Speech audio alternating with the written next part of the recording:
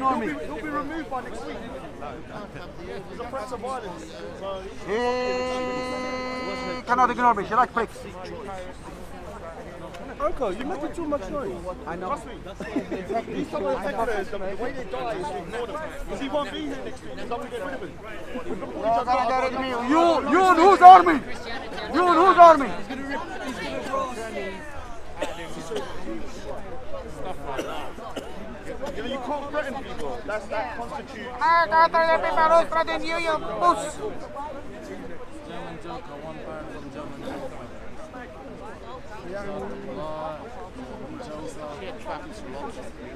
Assalamu alaikum. Sorry, I saw you just joined as I ended the other stream. My other channel. We should have more transgenders on here. You can hear the sound, yeah? Assalamu alaikum and Tias. With a gender journal. Is the sound okay? Maybe it's going to give a lot of inspiration for you boys to turn into. That's what Europe's doing, isn't it? Homosexuality, even homosexuality, I woke up one day and I... It's bad enough with a little boy, he's only 7 years old, they don't know he's asked his elbow. Maybe I'm not in giving them that right. How did you change the sex? Then I responded. I heard you are a woman. 20 years. Then, as well as becoming Naomi, I got rid of my sexual addiction. So that's basically part of my story, you know what I mean? So I used to, after I used to come here... I know anyone who donates, they go big on the screen like that. Right, you can't deny it, can you? You are a woman, huh? You change your sex. We need to embrace our stories and we need to try to get better. Whether that being Christianity, Muslim, or secular, or whatever. We can't just like keep on... You know, if somebody's going to cast aspersions about me, whatever, like these people in the background or people that come on here, then they need to look at their own life and what's going on in their own life. Are they jealous? Are they wanting to be that way themselves? Is that why they make a big fuss about it? Or is it homosexuals a lot? And so on and so forth. Do you know what I mean? The more someone's homophobic, the more they want it. Not even that she's got cancer, she is a cancer. Yeah, which is what I was saying earlier.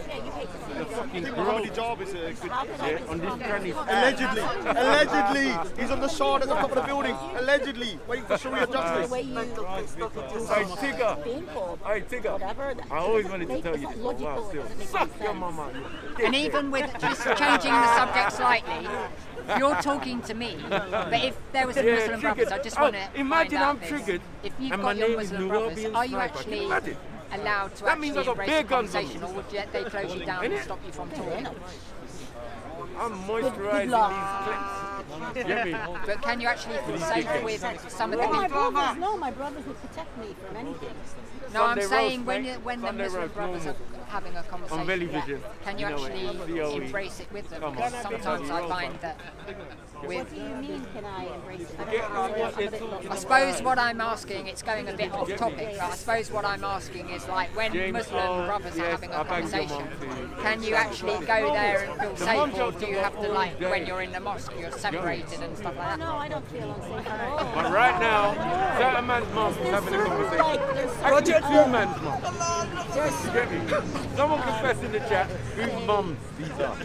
Mum, dad, and a mum. little bit more strict, so therefore they Who's claiming the be in tranny a setting as a dad like or mum? one-on-one. But do they allow you to talk? I suppose what I'm saying is, so when I see a lot of Muslim brothers up here, normally they're talking between themselves.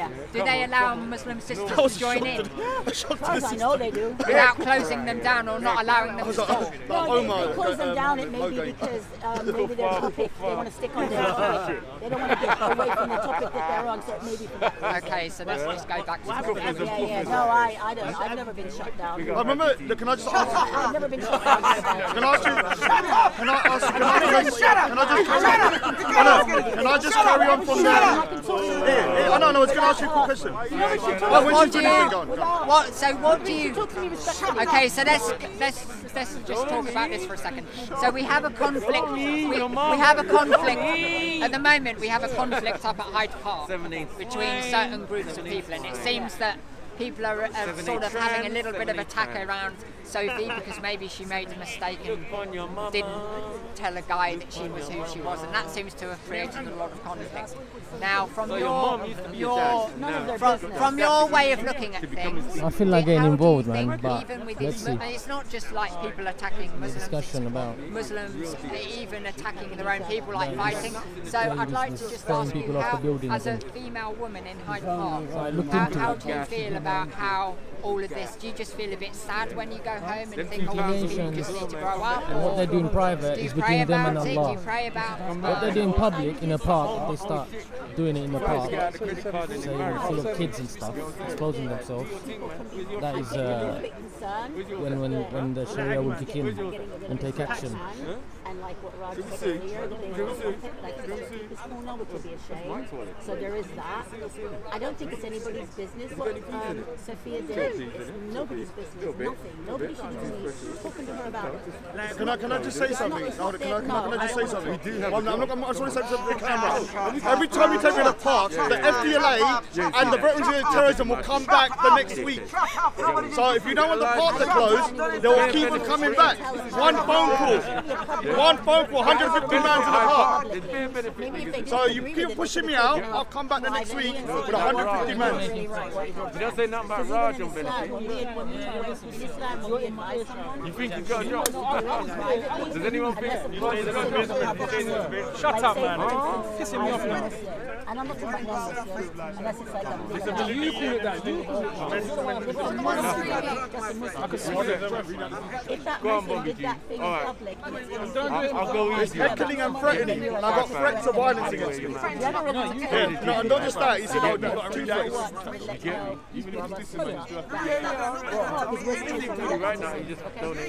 So we need to break it down, don't we? So like some of this stuff is to do with like, some of it's caused by religious friction, like people thinking about God hates transsexuals and wants to put them in hell or whatever. I know you don't. No, that's big still, because man are putting £2, so £5. But he wants to kill them though. He wants to call for the death penalty. Remarkable. But why would you have a death penalty? Where I'm trying to go is like some of it is caused by religious or Muslim, Christian or whatever theories there are out there in religion.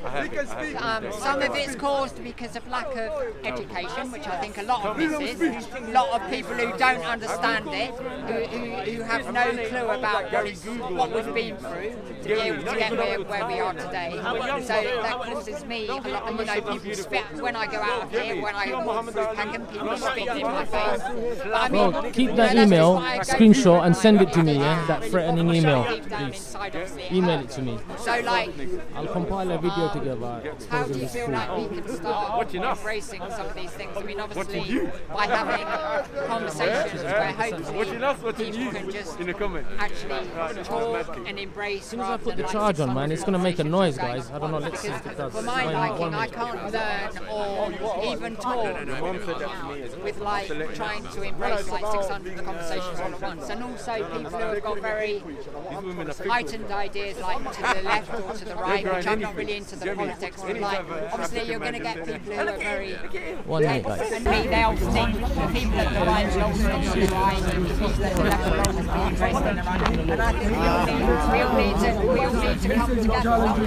They were supposed to be in the middle part, the middle way. We're never supposed to be challenging nothing, boys. You're a man with a camera. And working now, guys. And I'm going to put the charger on. Let's see if it makes a noise. And do you know that, like, for example, there are people who are non-binary, so they feel that they're neither male nor female. Now, I just feel that, like, if somebody says they don't feel they're male or female, it's not up to somebody to say, well, you were born as this, or you were born as that, or you are. How can somebody else tell somebody else who they are inside? It's up to that person to be able to relate. Guys, does it sound okay, or is the sound okay now? Because I got the charger I've on. gone away from like the only way to get to God is in Jesus, otherwise I'm going to go to hell. I prefer a Quaker model where basically Muslims, Buddhists, Hindus, non-atheist Quakers, agnostic Quakers are all trying to, maybe they don't even relate to God, maybe it's the seed of God or the light, but they're trying to find some way to get to how they relate to something which, because I don't believe I come from monkeys or I come from the grass. I believe that back whatever you're backing. more deeper than me has to have Come on, created all these come different on. things, That's what I'm talking including about. created That's what me I'm as talking well. about. I think a lot of it is about proper. lack of Come on. tolerance. Love. And I No, find, like, talking about the thing about You better keep talking then, but if you slapping the oneer in there, yeah, then. although it may be Can't harsh man, you to can't some test. punishments, Get me? some of the punishments How is that are tolerant very then? harsh. Right, you get me? You could put a depth on it yourself. How is it tolerant? And this is the point. If you're putting a depth on it yourself, it can't be tolerant. It's the complete opposite of tolerance. Whatever. Hey, Raj, where you going? No, it's obvious that Muslims are ashamed of their religion. Muslims are ashamed of their religion. I don't blame them. The Sharia is terrible. It's a barbaric evil system. But if you So have calling for the death of gays, he's too ashamed to be with a Rajaphobia. And his teeth supposedly opposing signs. We're going to go McDonald's afterwards. Get me each other's barbecue, non-bulls or whatever is going on. And Muslims are proud of their faith.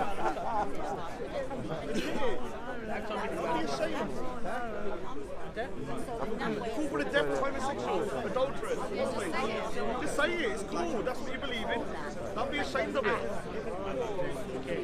Unless you know it's shit.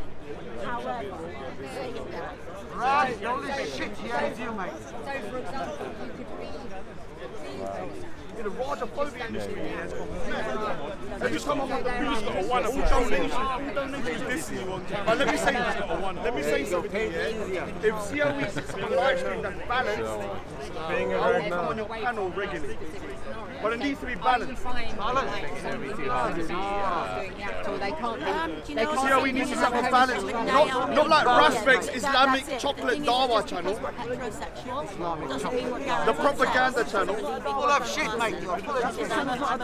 Pure chocolate Muslim Dawah channel. Full of shit, mate. I need some super chats, guys. Smash the super chats. Right, man, look at the super chats on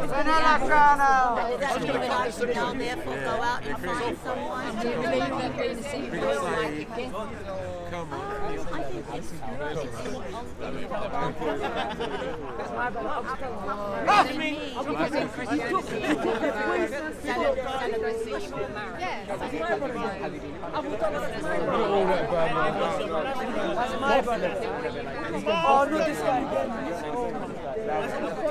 Just cut the hands, right? What happens to the feet?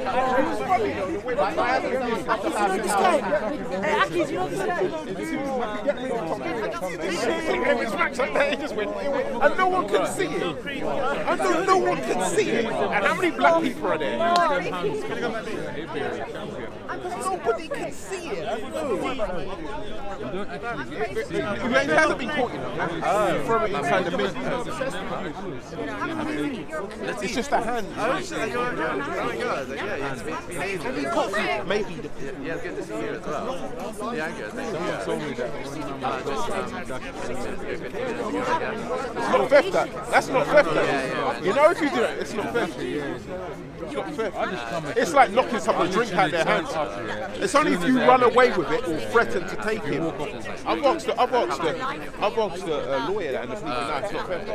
It's like someone having like a drink and just knock it out of their hand. We wanted it just to that's probably less than. I turned up just as it done. I literally turned up and then the crowd just... It just went like that. It went, pitch, I can send you back to prison. And it was so funny. You saw his face, it went like that when he didn't expect that. No one expected it. No one. They just went, I can send you back to prison. And then after Tommy probably went, what? Like that moment. Needs to get, now he went to prison and he's got custodial, he's got a suspended sentence hanging over him and he's been deported. And he's banned from here. I don't want to be When he come and done that thing and shouted bare time, then that was us. Then he came back 2 weeks later. That was like, that and the Quran thing, I was like... That happened, I was there when he threw that on the floor. I wasn't there, come later. It was about 4 weeks before the... Something interesting. I know, there's nothing. Yeah, I know, I saw that. Interesting. 3 months ago, it was quick. and then multiple. The writing come up in a big writing when Queen said donated. I don't know, man.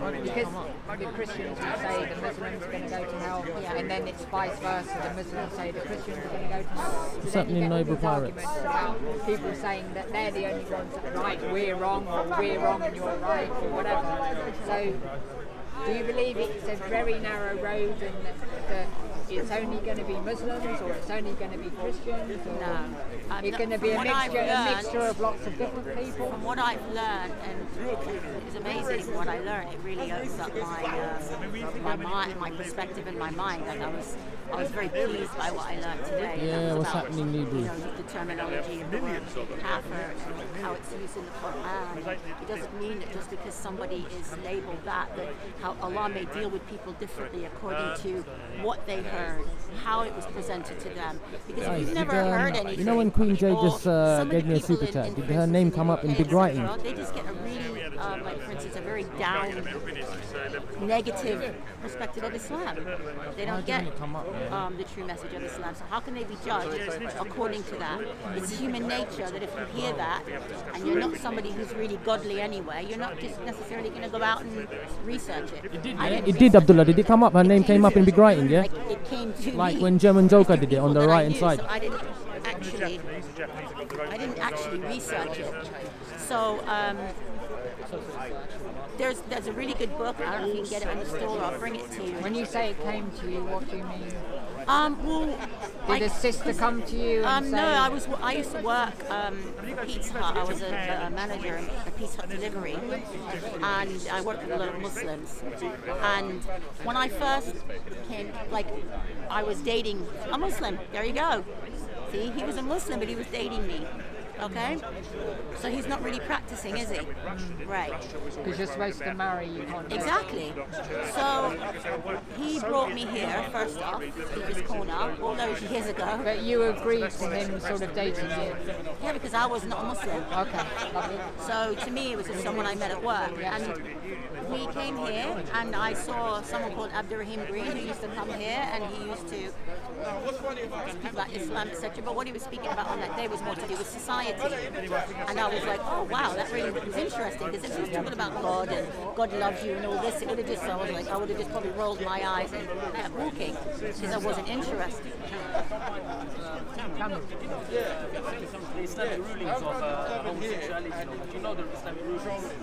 What happened? You know when people like Raj goes and throw them off the building and all this sort of thing. You know because in Islam, I'm sure you probably know. I've read it, but to be honest, what I remember is another thing. My memory's not as good anymore. I don't blame. In Islam, in Sharia, when homosexuals basically, what they do in private, in their house, exactly, is up to them. Or anything like that, what's in their brain, in their yes, mind, I know that. Yeah, it's up to them. That's between you and God.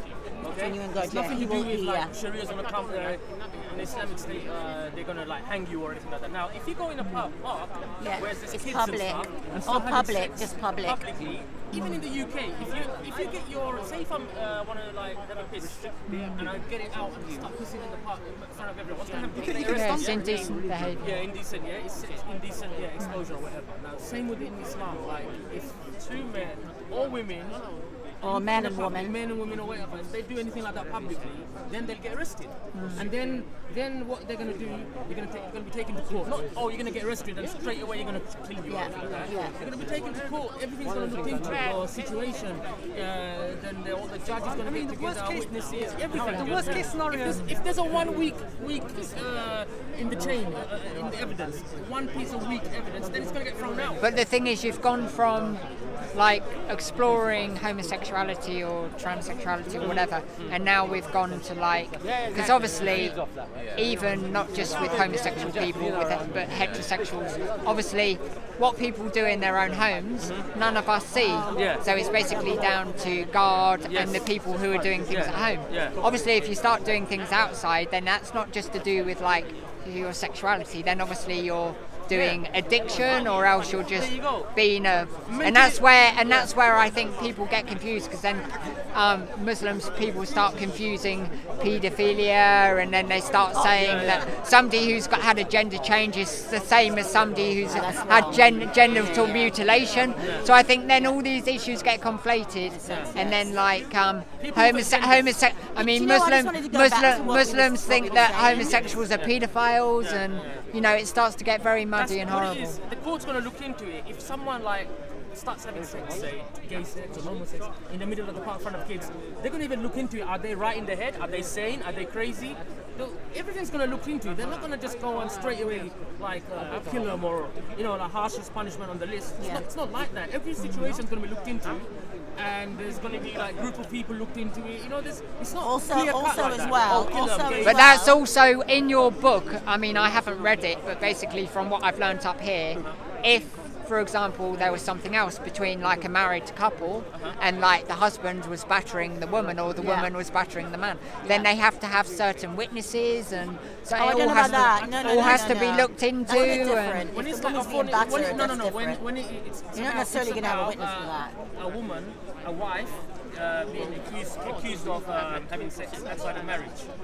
That's when to accuse a woman like that, you need like witnesses. You can't just accuse someone like that. So that's where people bring the witnesses thing up and confuse it with something else. It's being accused of adultery without evidence. So if you accuse someone of adultery without evidence, and you become, and it comes to the court that you lied and stuff like that, the person who makes the accusation, they're going to get lashes in Islamic law. So you can't even accuse people without law. There's not, you know, if people look into it, you're going to realize Islam is prevention. It's not like punishment. Islam goes to it all out. You know, prevention. You know, However, you wouldn't be able to. I don't think in an Islamic state you could go around like promoting it as such, homosexuality. It wouldn't be something that you could run around saying, I'm gay or I'm a lesbian and all this and that. It would have to be kept more.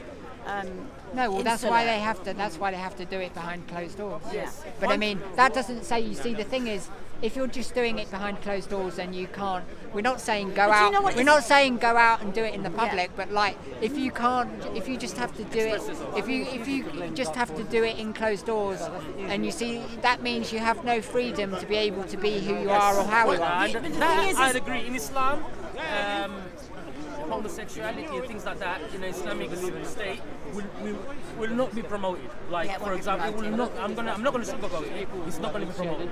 But like I said, but then people just end up having to closet themselves, and then they're hiding. Can I say something? Can I say something? A male and a female, even a male and female, husband and wife, they're not allowed to be overly affectionate in public. As well. So it's not like male and female, they can come out in public and be all affectionate. They might be able to hold hands. You can't be like making out in public. You know, you might just kissing?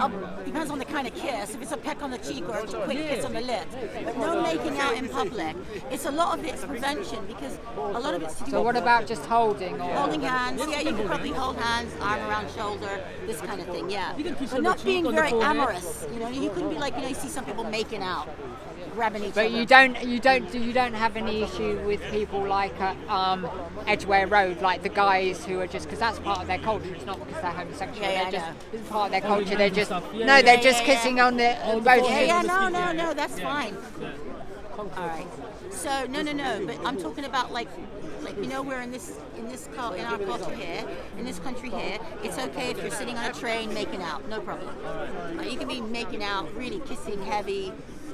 You could be doing that. You could be standing somewhere outside a pub, not a problem. But Islamically, it's not. But it's there. It's there as a prevention in all ways. It's to help those people who. There's many reasons.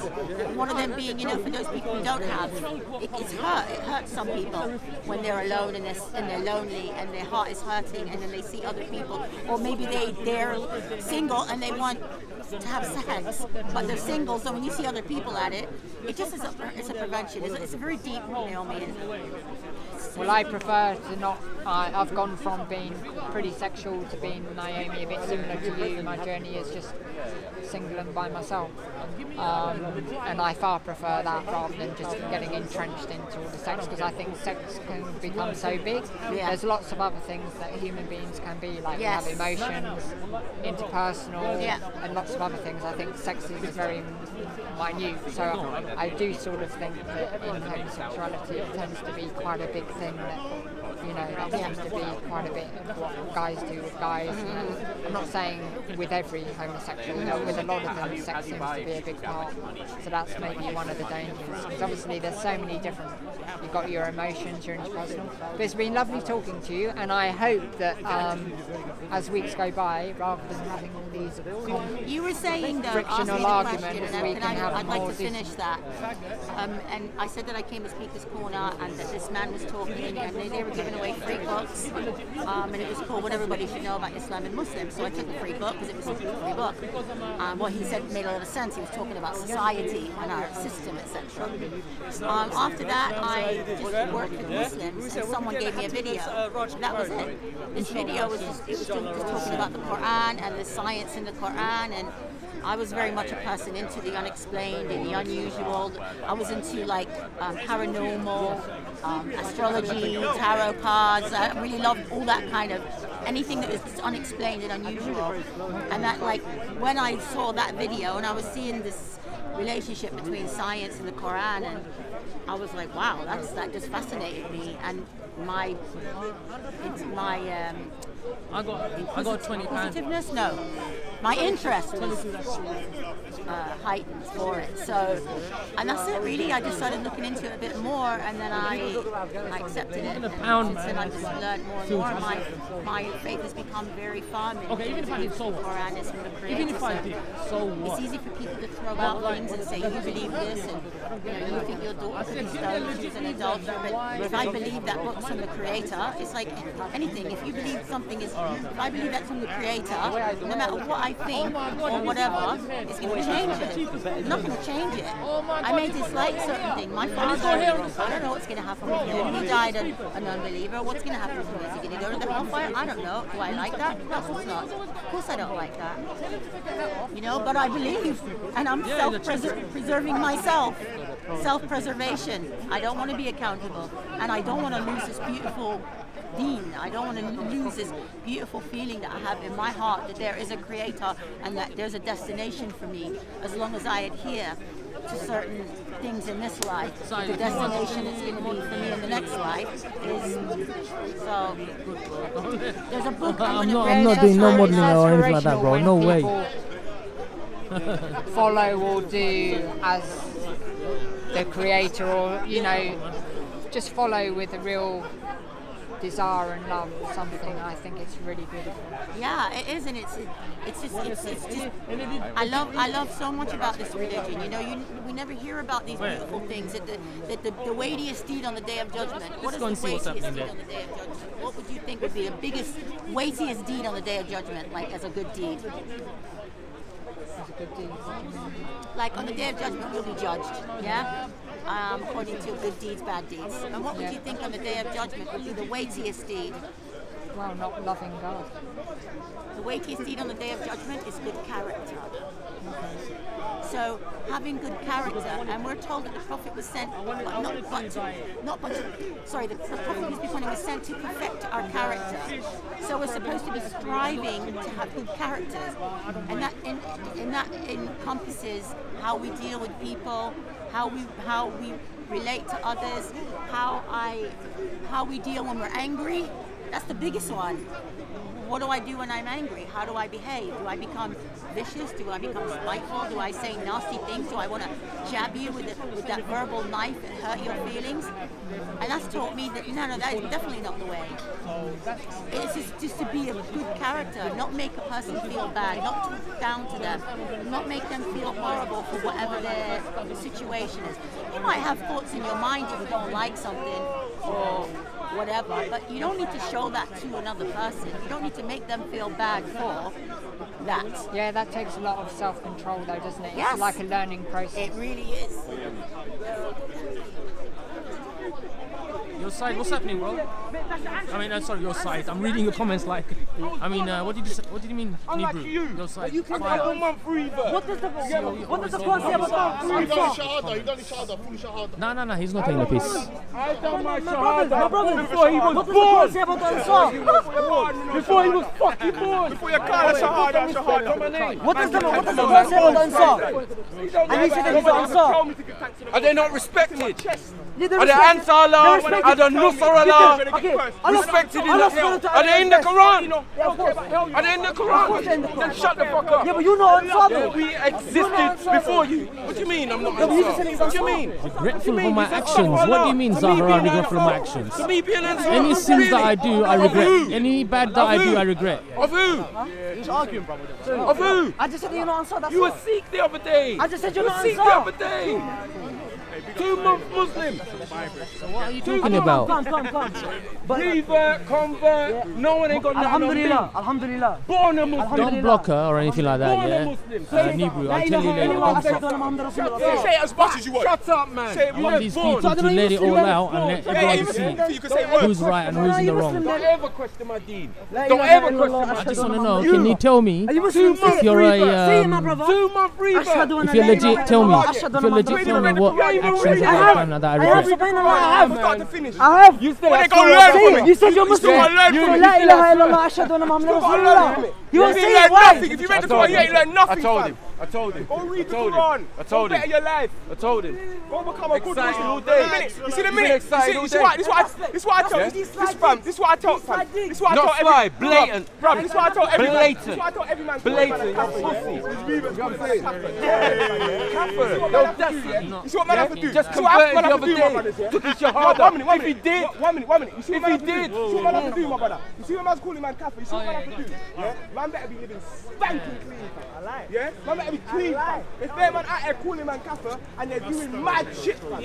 They're shotting in the park. Nothing they're there to talking record, bad, nothing. doing all sorts There's of no shit, one here but to they're record, calling man. kafir. Be squeaky That's why I didn't get my clean. camera out. Hold your deen, do prayer, do fasting, and guess what's gonna happen? The minute you start fasting and praying, guess what you're gonna stop doing? Calling people kafir. You ain't got time for it. You ain't got time for it.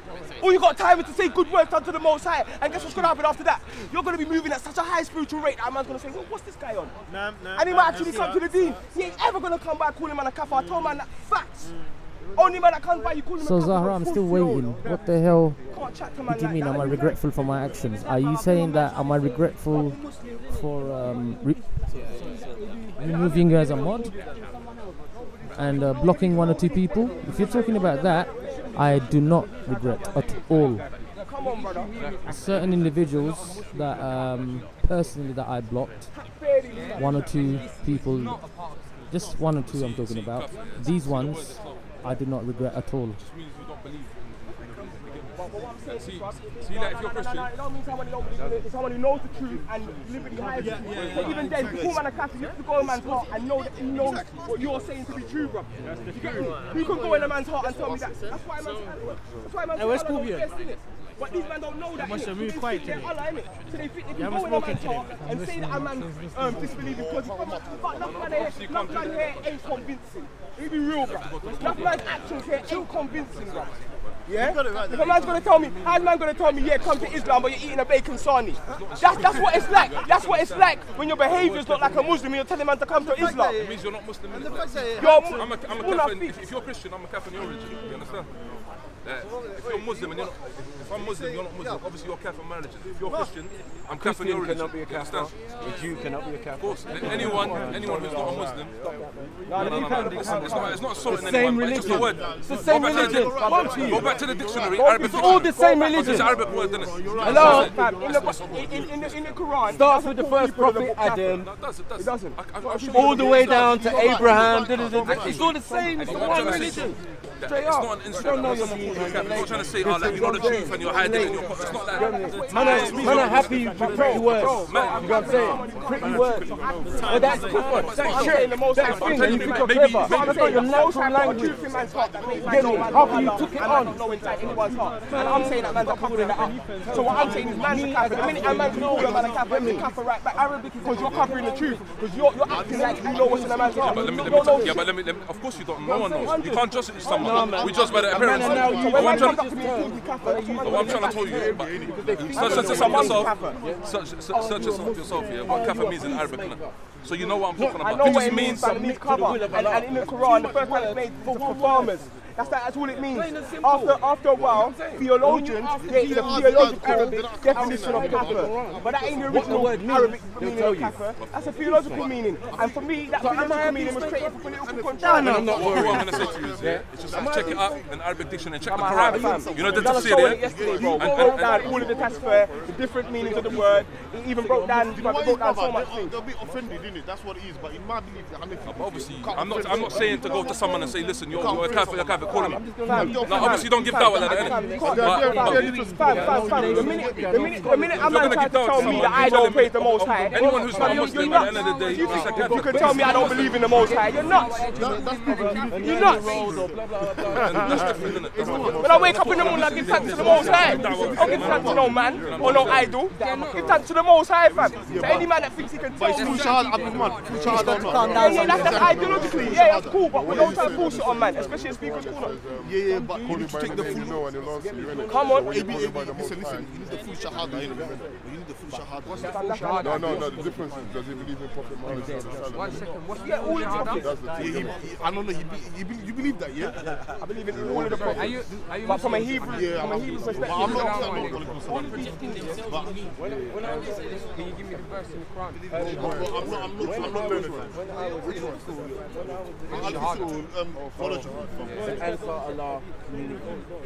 He's asking for the Quran right now. I told you I accept hadith. No, actually, don't say I don't. I don't know people, so I can't. You made a statement about me, so I need to just confirm it. I didn't say I don't accept hadith.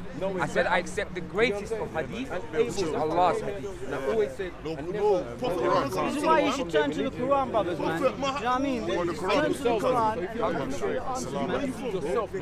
Mackie was dissing someone. Mackie was dissing, bro, for ages. Show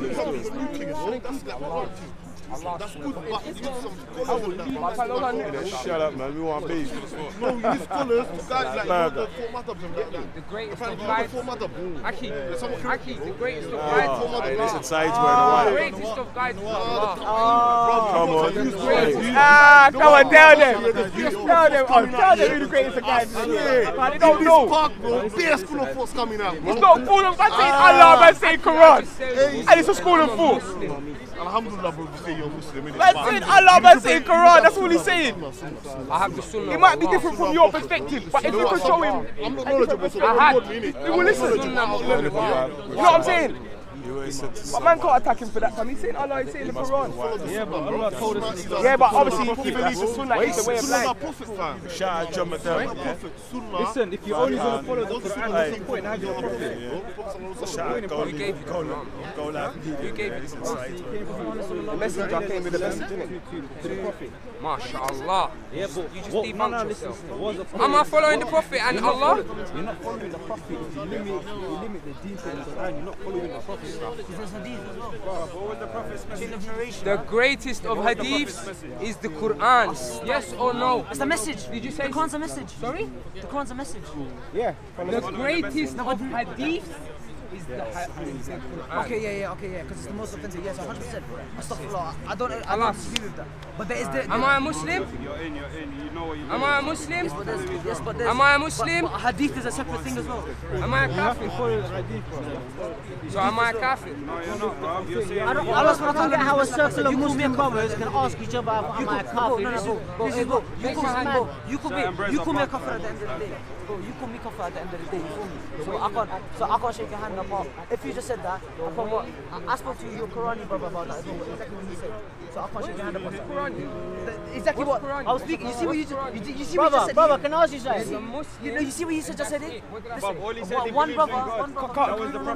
But when I spoke to this guy in the private chat, what was the first message? Bukhari was born 200 years after the Prophet, so they weren't even dealing with hadith like that. Because the Muslim brothers, they were dealing with Quran.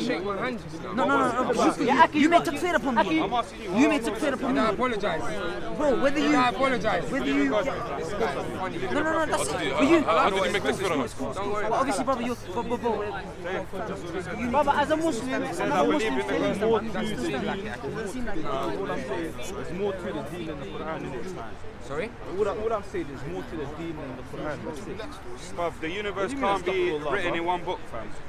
The universe can't be written in one book. Actually, are you saying the Quran is incomplete? But the message that we have as people, as a human race... Who said there's no sunnah? Who said there's no sunnah? You said you don't follow the hadith. In my mouth. You said you don't follow the hadith. I said I follow the sunnah of Allah. The sunnah of the Prophet. What about Sunnah Sahaba? What about Sunnah Sahaba?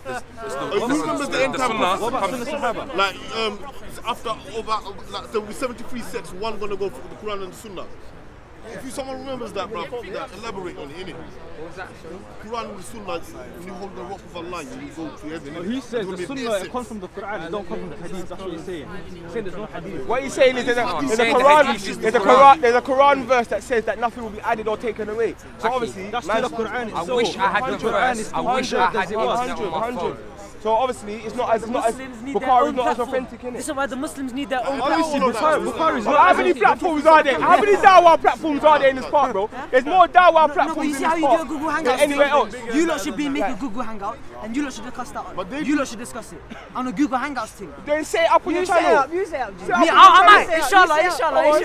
Inshallah. But we need mediators and sincere brothers just speaking about the deen, what they know to be the deen. You understand what I mean?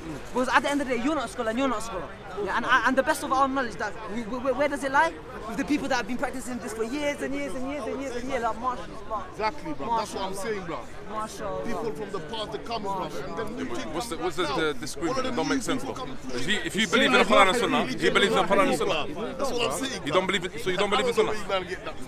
I don't believe in the Sunnah of Rasulullah. He goes only follows. No, hold that rock, bro. Hold that rock. If you go heaven, you hold that rock. No, it's in the Hadith. No. But the way of life. We got two things. We got Quran and then we got Sunnah. Obviously, the Quran's all authentic, but the Sunnah, some of it's da'if, some of it's sahih. Yeah, but that's where the scholars come and do. This man cleaned all of it and saying. No, but this guy saying there's no trust. There's no da'if. There's not. He goes, there's only Quran. That's it. That's what he's saying. But that's not the belief. You have to believe in the Sunnah to be a Muslim. You have to believe in both. It depends what you think the Sunnah is. No, you need. Why do you keep beard? No, the Sunnah is the Sunnah. It's the Hadith. It's like Bukhari. Why do you keep beard? Is that in the Quran? I told him that as well, bro. Yo, Raspe. The Sunnah is the righteous way. It's the Sunnah of the Prophet. So it might be more objective. Yeah, I'm gonna do some hangouts, inshallah. I'm just so busy recently, but inshallah I'm gonna start doing hangouts. Maybe tonight, man, or tomorrow. Get some people together, guys. You know what it is. Ask him about the beard. No, but he's not even saying that you don't read any hadiths to take you. So what it is, the reason I haven't hangouts is because, guys, the only reason I haven't done hangouts. Hold on. The only reason I haven't done hangouts, unfortunately.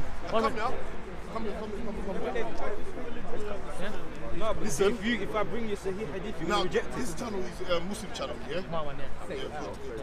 Probably, you're not answering the question. Yeah, there's a call out for Baba Hijab, Ali Dawah, everyone who knows like, about proper Sunni and Shia debates, yeah? Come out and do a proper debate, yeah? Because online debates are getting messy.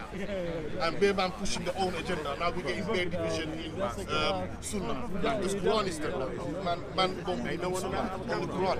Like, so, all the it's not a new thing, you know, it's been about for a minute. Do a proper debate. It's not a new beginning, fam. What are you talking about? Do a proper debate. No, not from the beginning, bro. Fam, there wasn't hadiths in the beginning, fam. Man, they were just following the word of Allah. Because the Rasul was there. The Rasul was there. Yeah, but even after. So he used to translate things to the Sahaba, and Sahaba used to follow it. 100%, which is not in the Quran. I'm sure he told someone not to write hadiths about him when he was there in his presence. Muslim, all of that. What I'm sure he told someone not to write hadiths about him in his presence. You can't call Kufa if they believe in the Most High alone, yeah?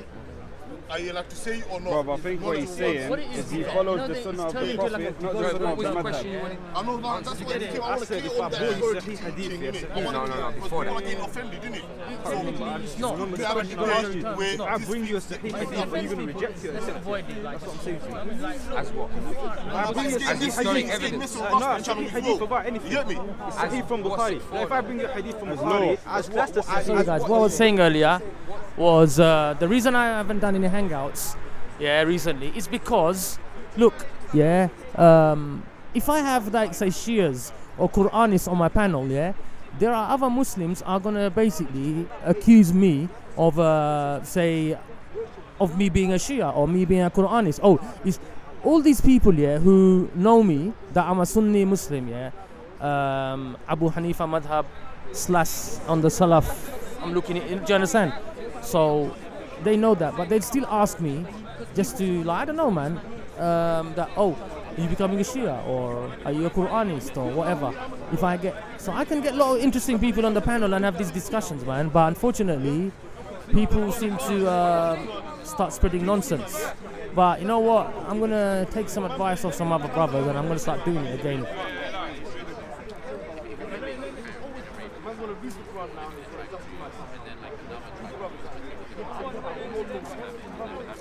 No, I'm not. They don't get under my skin. It's just that even by mistake, I don't want to spread any shubuhat. Do you get it? I don't want any confusion. I don't want to be misguidance. I don't want to be spreading it by any, even by mistake. So I kind of taken a back seat. But inshallah, I'm going to start doing it again. But you know, people know what I'm on, man. So they need to. You know what I mean? If you don't like it, don't watch it. But what the sad thing is, these people will go onto non-Muslims channels and watch it anyway. And if I do something like that, people want to gun me down and shut me down, whatever. You know, like, I don't care. I'm just saying, you know, why and some of the reasons.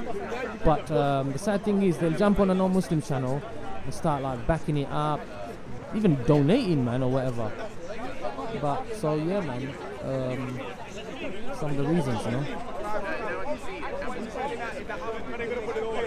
But when I do it, these sort of panels and stuff, what happens? Nonsense.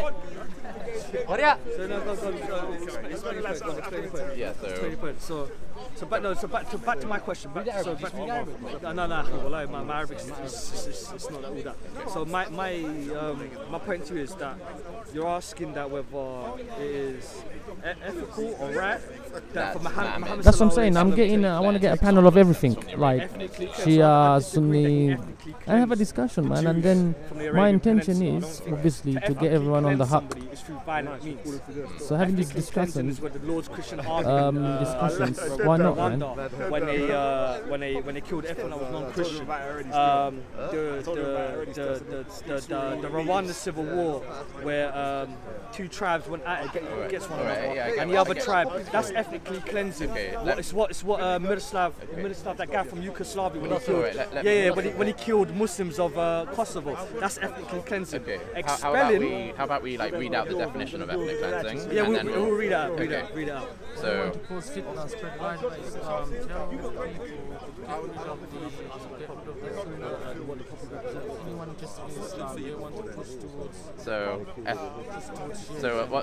What ethnic cleansing actually means is ethnic cleansing is the systematic forced removal of ethnic or racial groups from a given territory by a more powerful ethnic group, often with the intent. Zahra disappeared. Ethnic saying, cleansing do I regret is the my systematic actions? Forced removal of ethnic or racial groups from a given territory by a more powerful ethnic group. Yes, man, ask me. And so when Muhammad says, when he said... that's funny, Queen J. Sorry, let me go back a second. You go on, ask me. What do you want to ask me, DNF? When he said... I lost my place. Oh, here it is. Yeah, so when he said... if he said... Can you do me a favor and tell James? When he said, like, kind of, he gave 3 orders: expel the pagans from the Arabian Peninsula. So when he said in Sahih al-Bukhari that James, he I gave need 3 to orders. say something to you. Someone said DNF. He said you are very repetitive on the same thing, on and on and on. That's great, but no, I haven't talked to this guy about it yet. Look, this guy here. Okay, he can think what he wants. So when he says basically that expel it, he's giving this order to the Muslims, and so the Muslims are going to carry out that order. And if Jews resist, then they'll use force, won't they? Because if Muhammad's the leader of the Muslims and he gives an order, expel all non-Muslims from the Arabian Peninsula. Take requests, so man. if Drop some super non-Muslims chats and I'll do living any in the Arabian requests. Peninsula resist, then obviously the Muslims are going to use force to carry out that order. So it is. So You want surely, to go up to someone and say anything? Yeah, man. Of a group of people where they've been living like for generations. So my question to you is, the poppy that you wear right now Leon's got is 100 a sign of Yeah, he got 100 a super chat. group of Yeah, people man. during the It's a World Muslim War brother II dropped it. that Muslim ethnically brother. cleansed another group of nation during the Civil War. So if your argument of that is the immoral implications of ethnic cleansing, then I could turn around and say to you, this is a symbol of ethnic cleansing. Okay, Do you understand? Well, do you understand what the history of the poppy? Do you know what the history of the poppy is? Yeah. Do you know? Yeah. Would you like to explain to the camera? Yeah. So. Did Zahra actually call her someone a whore? Then it means that is like, and you're asking me to How is the extension to obey those in authority as well? Do you understand? Because they're not getting Quran, are they?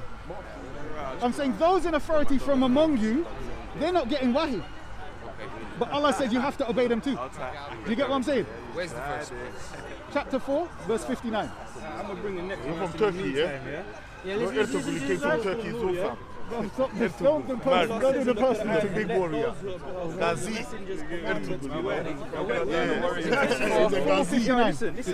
Listen. Allah says in the Quran, and let those Osman who and oppose that, the yeah? messengers' I'll commandments swear them beware. man Where are with the messengers' Quran. commandments? They're in the Hadith, bro. No, but they're going to say that's when the Prophet mentioned the Quranic verses. Wanks didn't even turn up today. It wouldn't. I hear what you're saying, because think about it. When they went to war, we know of an incident where the Prophet said to the Sahaba, stay on that mountain. Remember the archers? Yeah? In Uhud. And they disobeyed. So I'm saying to you, clear cut, not in the Quran, it doesn't say the Prophet said stay on the mountain. So that's still when you have to obey him. That's a hadith. Yeah, so You no, but understand? that's proof There's for example hadith after in itself. example, bro. That's a proof in itself for the hadith. Do you understand? There's so Do much you understand? examples. Do you understand that? That's a proof in itself for the hadith. I understand his principle where, when it comes to the method that we have of hadith and the chain of narration, that's not enough. Chain of narration is not enough. You have to measure the hadith against the Quran. But I'm saying for those who want to pretend that hadith is not part of Islam, that's not going to work.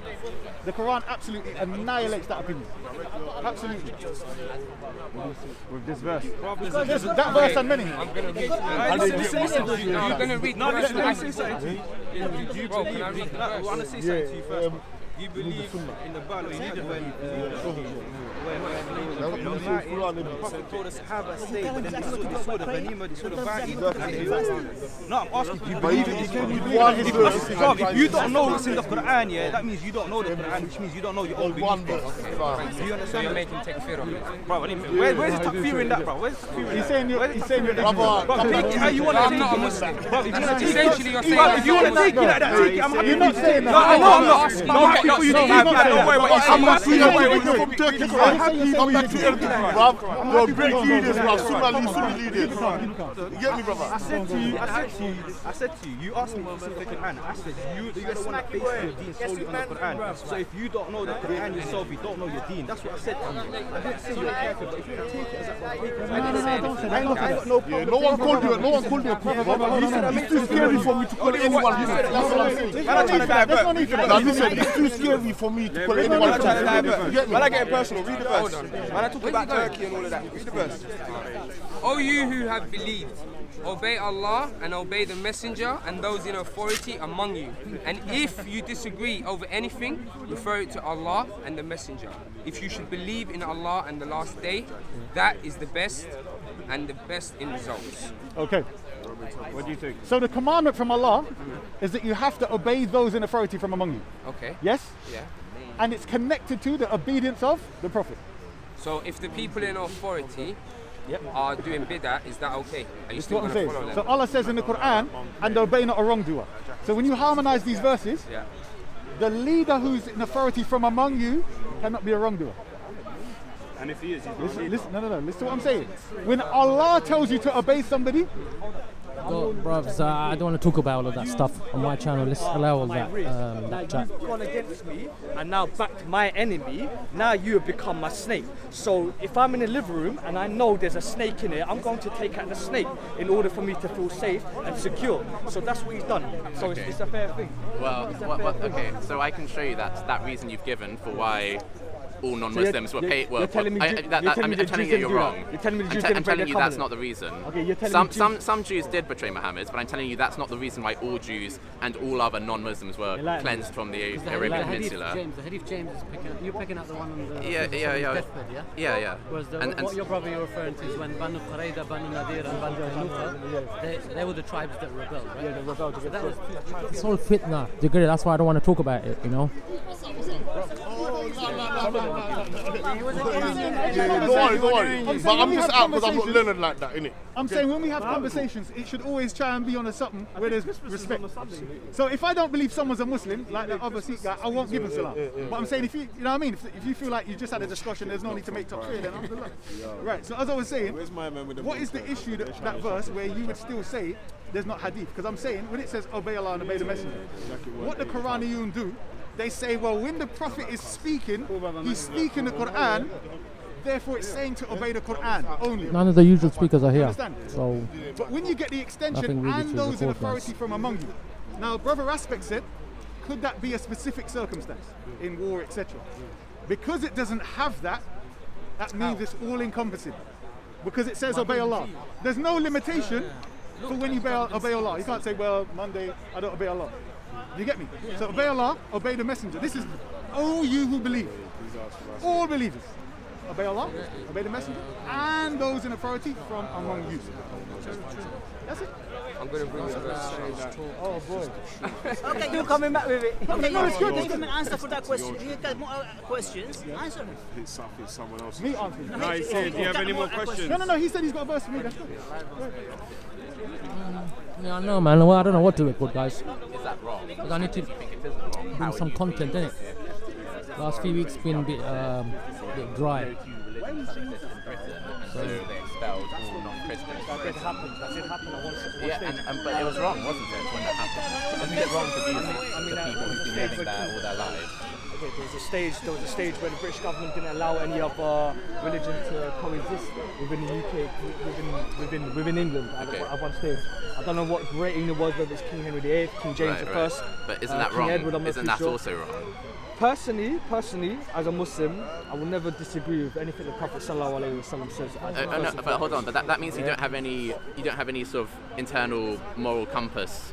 Because what conversation are you on about, Nibru? No, but hold on. Islam gives me moral compass. Were you aware? However, I'm not a historian, okay. And I need to look into this type of. I've seen men and women police. But the thing is, I need to look into this type because I'm still a layman at the end of it. There's a really important thing here, though, because what's just happened is. But before this conversation started, I'm sure you would have agreed that ethnic cleansing is a bad thing. Okay, but now I've just shown you that Muhammad did ethnic cleansing, and now you're saying that, I won't expel the Jews on his deathbed. When he's dying, right? On his deathbed. On his deathbed, by expelling. Now that I've shown you that Muhammad did that, you're saying I won't condemn it. So, like, imagine if I brought you. Imagine if I brought you. I like what you're doing. But imagine if I brought you another hadith showing that Muhammad, committed murder. Then you'd say, well, I don't condemn him for doing that. Show me hadith they committed murder. No, I don't. No, I'm saying, imagine if that did happen. But you can't use that narrative. But it isn't. But what's happened? But it has just happened with ethnic cleansing, though. You've just said I won't condemn Muhammad for committing ethnic cleansing, even though I've shown you that what's happened. No. Can you Well, it didn't happen during war. I can show you that it's after the Arabian Peninsula was totally conquered. It was on Muhammad's deathbed. He said, oh, "Okay, I don't want any two deans existing on the Arabian Peninsula. Expel all the Jews and all the non-Muslims from the Arabian Peninsula," and that's ethnic cleansing. We're talking about Medina and Mecca, yeah? And several other regions as well. One second. Can you give us the reference so we can check that out? Can you give us the Yeah, sure. There's several Because references. There's I several know, references. Makkah and Medina, Okay, I yes. can give. Makkah and Medina, yes. Even till today. Anyone can go in there. You just need to say the Shahada, and then you can go in there. You understand? Basically, that's the requirement of the law. Okay, do you want me to give you the hadith references? Wait, one second, listen, let me So we want to see if it's weak, if it's real. Or They're all sahih, I promise. Okay. I don't know, because if let's say kind of Britain ethnically cleansed Irish travellers tomorrow and said, okay, all Irish travellers, you have to report to Heathrow by tomorrow and you have to get on the plane and get out of here. I'm not sure if that would be considered an act. It would definitely be an atrocity. It would be awful, but it wouldn't be an act of war because they aren't a nation and you're not like sort of committing war. They're not state. So I'm not sure if it would count as war, but it's definitely wrong. It's wrong though. Yeah. Yeah, force. Yes. So ethnicity cleansing, generally speaking, is an act of war. So I'm asking you, are you against war? It depends whether it's just or not. There is such a thing as a just war, like maybe World War II might be, but... So basically, you're obviously not against war because you're not a popular, yeah? So from the Muslim point of view, it was a just war. No. Simple as that. From your point of view, it's not. Likewise, the Iraq war, from certain points of view, is a just war. From other points of view, ain't. It's as simple as that.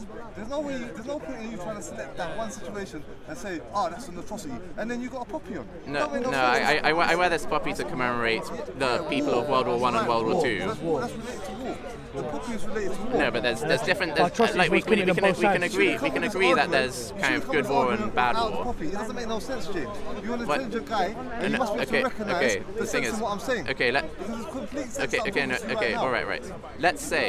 Let's say you prove that I'm a total hypocrite. Let's say you find out that I've made posts glorifying Pol Pot and other, genocidal regimes. Let's say you find that I am a total hypocrite.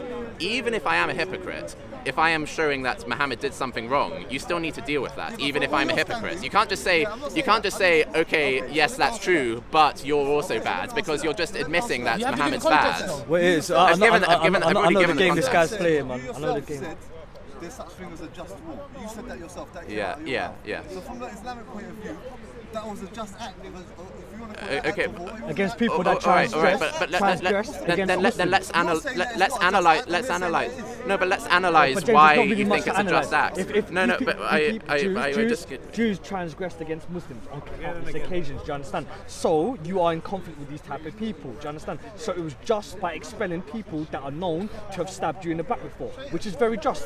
Traitors. And what happened to traitors in this country back in the day? What happened to even though you can't collectively punish people though. No. Because remember, all non-Muslims were expelled, and not all non-Muslims attacked the Muslims. And James, can I just say that we all know you don't like Islam, yeah?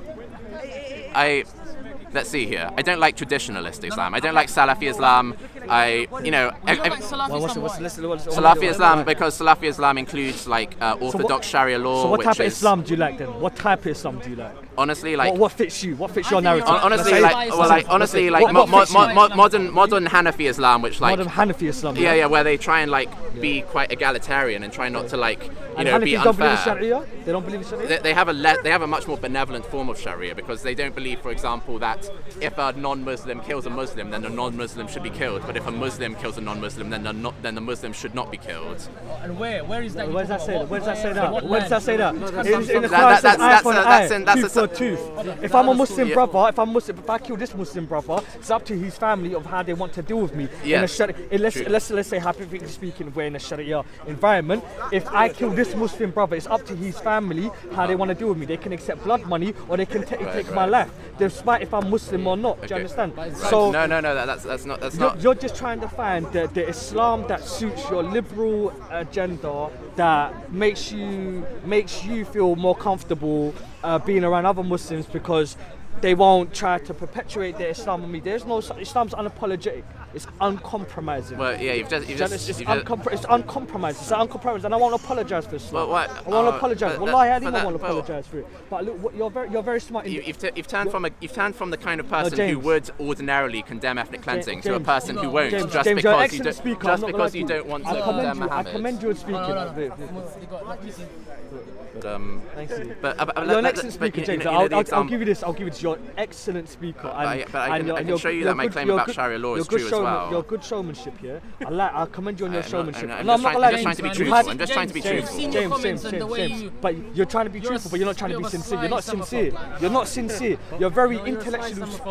You're intellectual speaking Islamophobe. And I read that and said you have no interest in learning about Islam. No, but how have I been insincere? If you had any misconceptions, because I know. Today. See, when I talk to somebody, yeah, it's through human behaviour and cognitive thinking, yeah. When I look at you and the vibe that I get from you, you have no interest in learning about Islam. You cherry pick your arguments and you try to put people in the corner. And you put your own spin on it. And then you put your own spin. Your own spin. How have I put a spin on it here? No, it is.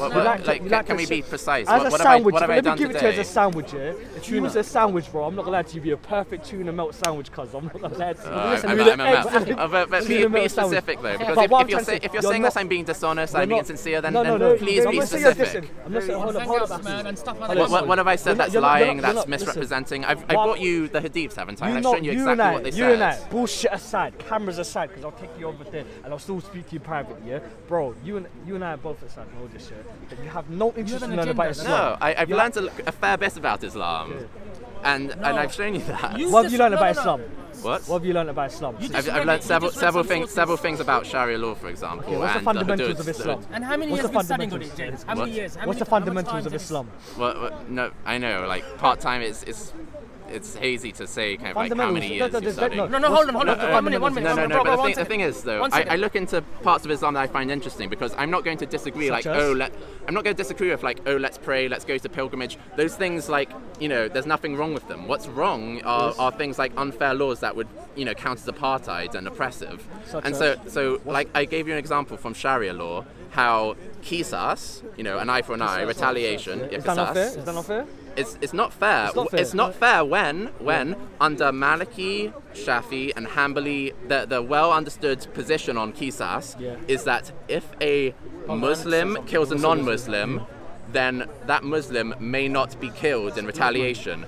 But if a non-Muslim kills a Muslim, that non-Muslim will be killed in retaliation. First and foremost, that's true. We go on what the Quran says. What the Quran says. And what about eye for an eye, James, tooth for tooth. But what about the ruling? No, but you aren't aware of the hadith. You aren't aware of the hadith. I'm talking to this guy. I'm sorry, but you aren't aware of the hadith where Muhammad specifically said, in qisas, no blood of a Muslim may be spilled for a non-Muslim. There's a Sahih hadith where he said that, and that's the justification for why kind of these three schools of Sharia law, their orthodox, well agreed upon position is as I've said. And so, do you want me to bring out that hadith to show you? One second, James. I tell you what. During the week, you should join our hangout. Yeah, that'd be great. Join us on the hangout. I'll get few people who are learned on this situation, because if I start reading a book, say how to fly a plane, for a couple of years, I can't call myself well researched or something without going to the scholars and learning from them and getting specific like tafsir, why, what. Do you understand? What if I go to a scholar and find their opinion and their justification for it? There's no scholars in this country. There's no Islamic scholars in this country. What I'm saying about Sharia law, I'm saying from having checked the relevant chapters in classical works of fiqh, such as the Muqtasar of Al-Karaki, which transmits Ibn Hanbal's opinions, such as the Kitab al-Siyar by Al-Shaybani, which transmits the Hanafi position. I'm giving references. So these are authoritative texts, like the Distinguished Jurist Primer by Ibn Rushd. On Sharia as a whole. However, have you studied? So you studied the Sharia. You studied the Sharia. No, I'm not going to I've looked into specific issues and I found out what is the position on this issue. As well? Have you cross-referenced as well? Yeah. And if you well, cross-reference with what? No. Have you been to a scholar? You know anything that you found problem in the Sharia? Yeah? Have you been to a scholar or contacted a scholar? And you contacted this school of thought or that school of thought, and did you actually have you contacted them? Have you gone and got the actual Islamic understanding from a scholar? Not like layman's here on Speaker's Corner. Because you know what?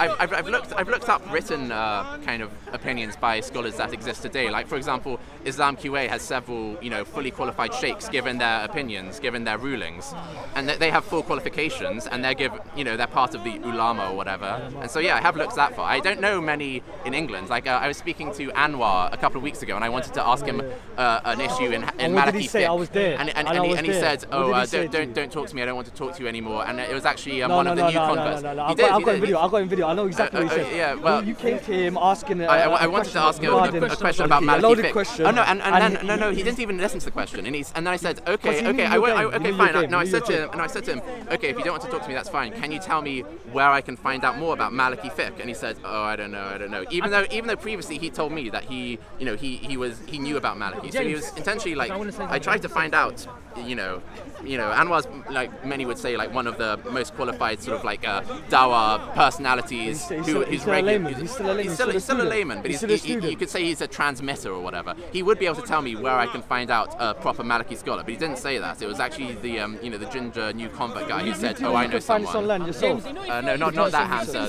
James, if you're sincere, what you should do, actually, go to a scholar, go to a masjid, and actually learn about these things. You understand? You can't there's no scholar in this country, innit? See, there's not one Muslim scholar in this country. Not one Muslim scholar. Okay. Not one. He can contact. Well, I'll give you contact details of people to contact my cousin furthermore. I can give you people to contact, but there's not a Muslim scholar in this country. Okay, but what happens if I contact these qualified people and they say yes, and I believe that they'll say yes, that's right, that's the orthodox classical position of these schools, and you're transmitting it faithfully from these authoritative works. Because I think that's what's going to happen. I mean, I will follow through with it. I'll do what you say, but like I'm pretty sure that I'm not just like reading kind of Mickey Mouse opinions. I'm going to like Ibn Rushd. I'm going to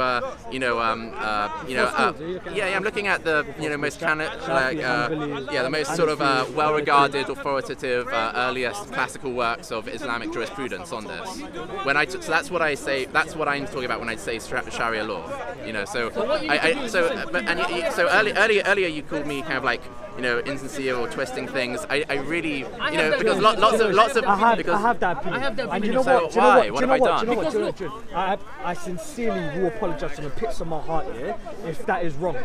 If that is wrong. I don't know your qalb. I don't know what's in your heart. I genuinely do not know what's in your heart. Inshallah, if God's willing, I hope you're being sincere. Your aura and your energy to me admits that you're being insincere. However, I could be wrong. Okay. I'm not perfect. I could genuinely be wrong. And if I am wrong, I sincerely apologise. I sincerely apologise. Do you accept that apology? Yeah, I accept it. That's only Allah knows, only God knows whether you're being sincere or not. If you generally have certain, let's say for example, doubts or misconceptions or things that you need clarifying, talk to me by the side. I will give you certain contact details of people to contact people of great and higher supreme knowledge. Here's not the place of money.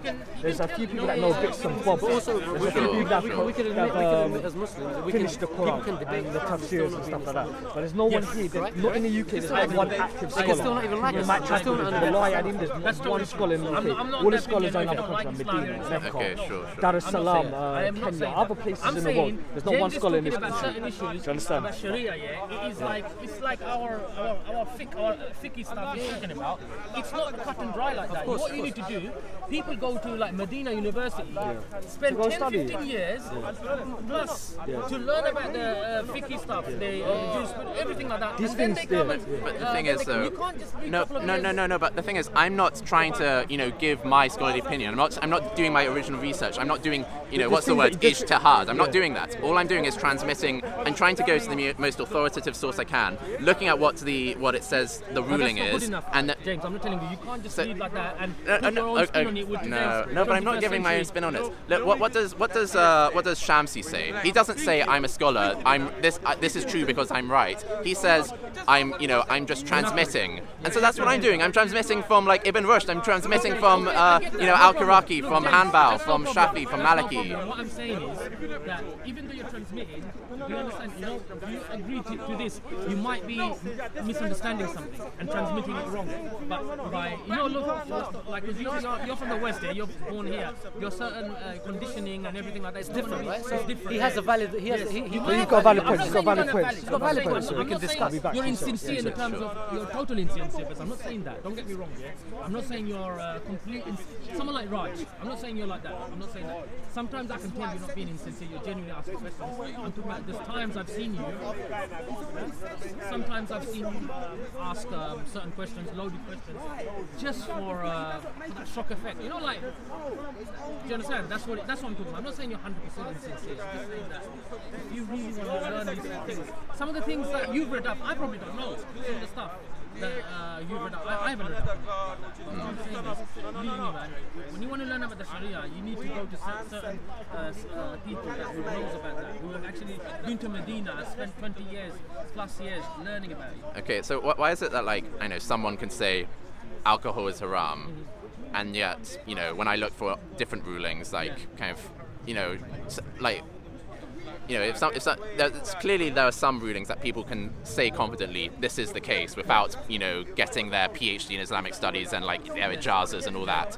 So what delineates whether someone can repeat what the position is about a ruling in fiqh, and what makes it sort of suddenly too complicated? You can't say things, you aren't doing the right methodology. Kind of, how do you cut between those? Certain issues like that. Why they say it like that is because what you're going to do is by asking these type of questions and something that we're not well versed in, we might by mistake spread confusion. Do you understand? For other people who look into it, say like you said about alcohol, for example. Yeah? If I, for example, there's some people who wants to smoke split, for example. They will look for certain opinions that it's allowed or whatever. So I could be like looking into something like that. Someone's talking about a subject that they're not well versed in, and I might think, oh look, I want to smoke split, for example. Not me in general. I don't smoke. You know what? I'm going to jump on that excuse, jump on that thing, and I'm going to start doing it. But that's why they say, when Shamsi and people like that say, don't talk about these issues, because they know it's do you understand? It's complicated. Okay. You might like twist it in some way and might spread confusion. Okay. Here's another question then, which I probably should have asked earlier. So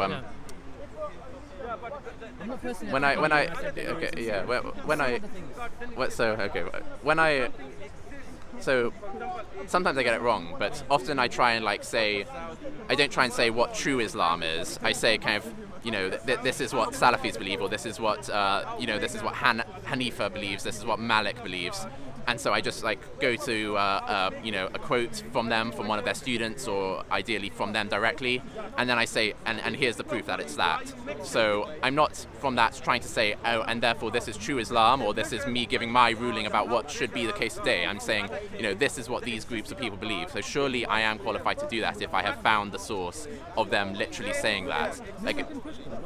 Okay. But I'm saying, you can't ask us, laymen, Speaker's Corner is about that. Yeah, I know, but for example, I'm just saying, if you bring something that I haven't read up on, no way I will talk about the Sharia, because I am no way qualified to talk about this. Majority of the people here are not qualified. You need to speak to someone who's qualified, man. Otherwise, you're just gonna be stuck on an opinion, and you're gonna think that you're gonna be spreading that. You understand? That's my problem. That is my problem. Is if you can't get the answer from some of the people that you know here, what are you gonna do? You're gonna jump on this opinion, and you're gonna be spreading that. You understand? That's what I'm saying. Just try to find out the actual ruling or the truth. That's my point. I know, but he's coming from a different paradigm, isn't he? He's not a Muslim, so when he looks at something and he reads it, it'll be different to the way me and you read it. So he'll have a valid criticism about a point. We have to discuss. We have to be open about it. You know what I mean? We don't. But this is Speaker's Corner, bro. We're all chatting shit. Yeah, no. I'm just saying that, some of the stuff he's coming out with, I'm telling you, 99% of the people here Yeah, but but someone like Adnan Rashid, could he answer it? You think? I don't know, maybe. Yeah. So he can. Like that are So he's. I don't know if he's a historian. He's an historian. So I've seen debates between him and Adnan Rashid, and they've talked about you brought up hadith to him, and Adnan has given an opinion of one of the major scholars. So at that point, he can have a discussion with him, right? I'm not saying he can't have a discussion. All I'm saying is that these certain questions that he has, like you have, if we can't answer it, for example, I'm saying go and search for the answer rather than, like I can't even use an example now. Like I've heard some of the stuff on Hangout sometimes. When you say in the comment section, like these things come. When you know someone and when they make a statement or a comment, you automatically it's like glowing. You see, your eyes goes to that. So what I've been talking about today, I have talked about in like comment sections and Hangouts before, like during YouTube live streams. Like I've talked about ethnic cleansing, for example, that ordered by the Prophet Muhammad, ordered by Muhammad rather, and so I don't think I really don't think I can be called like sort of inconsistent or like two-faced or like kind of trying to be like soft. Okay.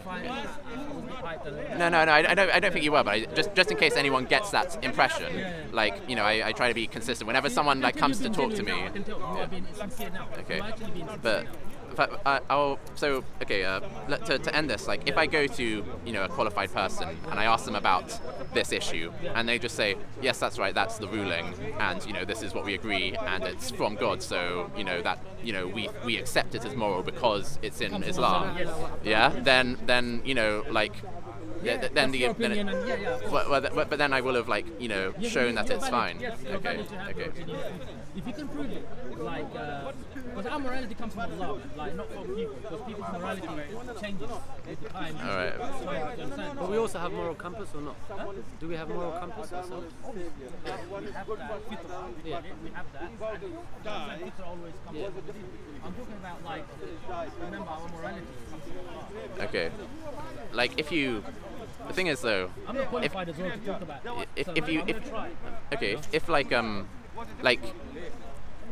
You at the moment think that kind of murder is wrong, okay? And I started talking about this example before, but like, so there isn't any kind of there isn't Muhammad didn't at any point in his life like kill a baby, for example. Okay, he never did that.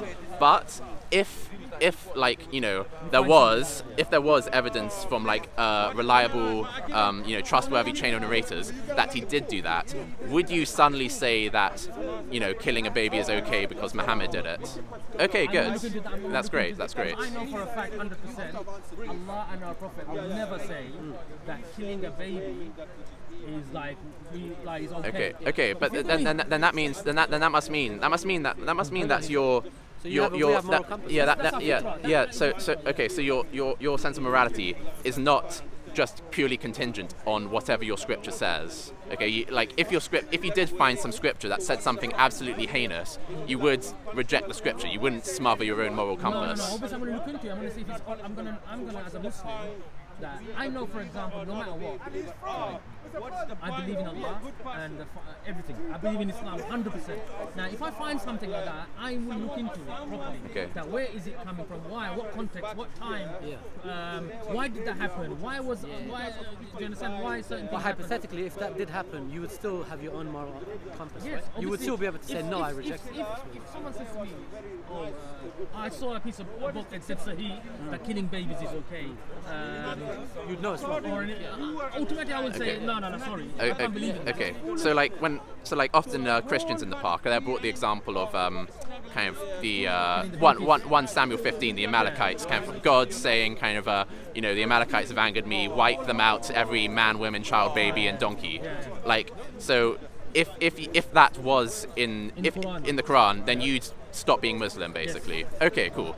But some things that are kind of bad but not that bad. After looking into it, for example, now, for example, let me just say something. If the donkeys had some sort of disease, and that was left out, and the people, things like that, and they had to be taken out because of the punishment. Obviously, that's what I'm saying. I'm going to look into it hard before I leave. If I even think about leaving Islam or anything makes me question it, I'm gonna be doing hardcore research. Okay, like, sure. no way I'm gonna, Okay, so like, have you? I fear Allah the fire. I fear you know what I fear, James? Yeah, just the grave. I fear my grave. I actually fear the day I'm gonna die. And that period I'm gonna be sleeping in there, waiting for the day judgment. Bro, that alone is enough for me. Like, fear of Allah. You know, sometimes there's, you know, Muslims in Islam, there's verses about paradise and the good things, and you know, people say, why is it in the Quran Allah describes hellfire punishment so strongly and like in detail, explicitly? Yeah, I'm a sort of person. I need that. Because certain people talk about Jannah and paradise and their iman goes strong. The fear part of it makes my iman go strong. You understand? I need that. Certain people need certain type of way of like bringing them back to, you know, like the truth, the haqq of the truth. Okay. So all of that fear, that Jahannam and all that, literally scares me and it brings me back to. Okay. Hey Mo. Keeps me grounded. You know? Yeah. Keeps me grounded. Okay. I had one more question, but I've forgotten it now. So let's kind of you know, it's been a kind of productive conversation so far. Okay, great. Hopefully this week, just line your stuff up, because the stuff you're putting out is like proper. Strongly worded. Yeah, like you're looking into like coming out with, you know, like I don't have a clue about some of the stuff you're coming out with, looking into. So I'm not looking into that. Yeah. I know, you know what? For example, I know, like, yes, you can say I've been conditioned, I've been brought up as a Muslim way. I say Alhamdulillah, I'm happy. Okay. But some of the stuff that you're looking into. You're Muslim and you're very strongly Muslim. Yeah. How much less strongly are you Salafi Muslim? Like how much? You know, you hold on to Islam this strongly. How strong do you hold on to Salafism? So if you hold on to Islam like as tightly as possible, how tightly do you hold on to being a Salafi Muslim? Okay, you know the Salaf, yeah? To me, the Salaf are the, you know, the Salaf. Yeah, yeah, that's it, yeah? They're like the descendants of the companions, the yes. students. That's what I don't look at them as like a sect or anything like that. I look at them as just students of knowledge. Okay. You understand? So where I can learn of. You understand? So that's how I look at it. I don't look at it as like these sects in Islam. Yeah? Sure. Look, our Prophet said 72 sects, out of 72 sects, only one will go to paradise. Okay. So I try to be on that one and try to try my best to these, you know, certain groups. I'm from the Hanafi madhab, you know, the school of thought. Okay, cool. I've been brought up in that way, and I always say I'm Hanafi / Salaf. Sure. But Salaf is not. I don't look at it as like a school of thought. Well, like quite a few kind of Salafi Muslims. I think one of their well agreed upon positions is that the four caliphs of the Rashidun Caliphate were rightly guided. Okay, so if I showed you that, you know, the four caliphs, some of them did things that were wrong, would you kind of still want to call yourself a Salaf? Okay, let me explain something. I mean a Salafi, sorry. Yeah. So when it comes to the Sahabas, for example, we know they're human beings. They make mistakes and stuff like that. So that's not gonna bend my in Islam. It's not gonna like divert me in any sort of way. Now, because Allah in the Quran said Allah has forgiven the Sahabas. You know, what they did, the sacrifices they made. Is that your last shoe? Yeah.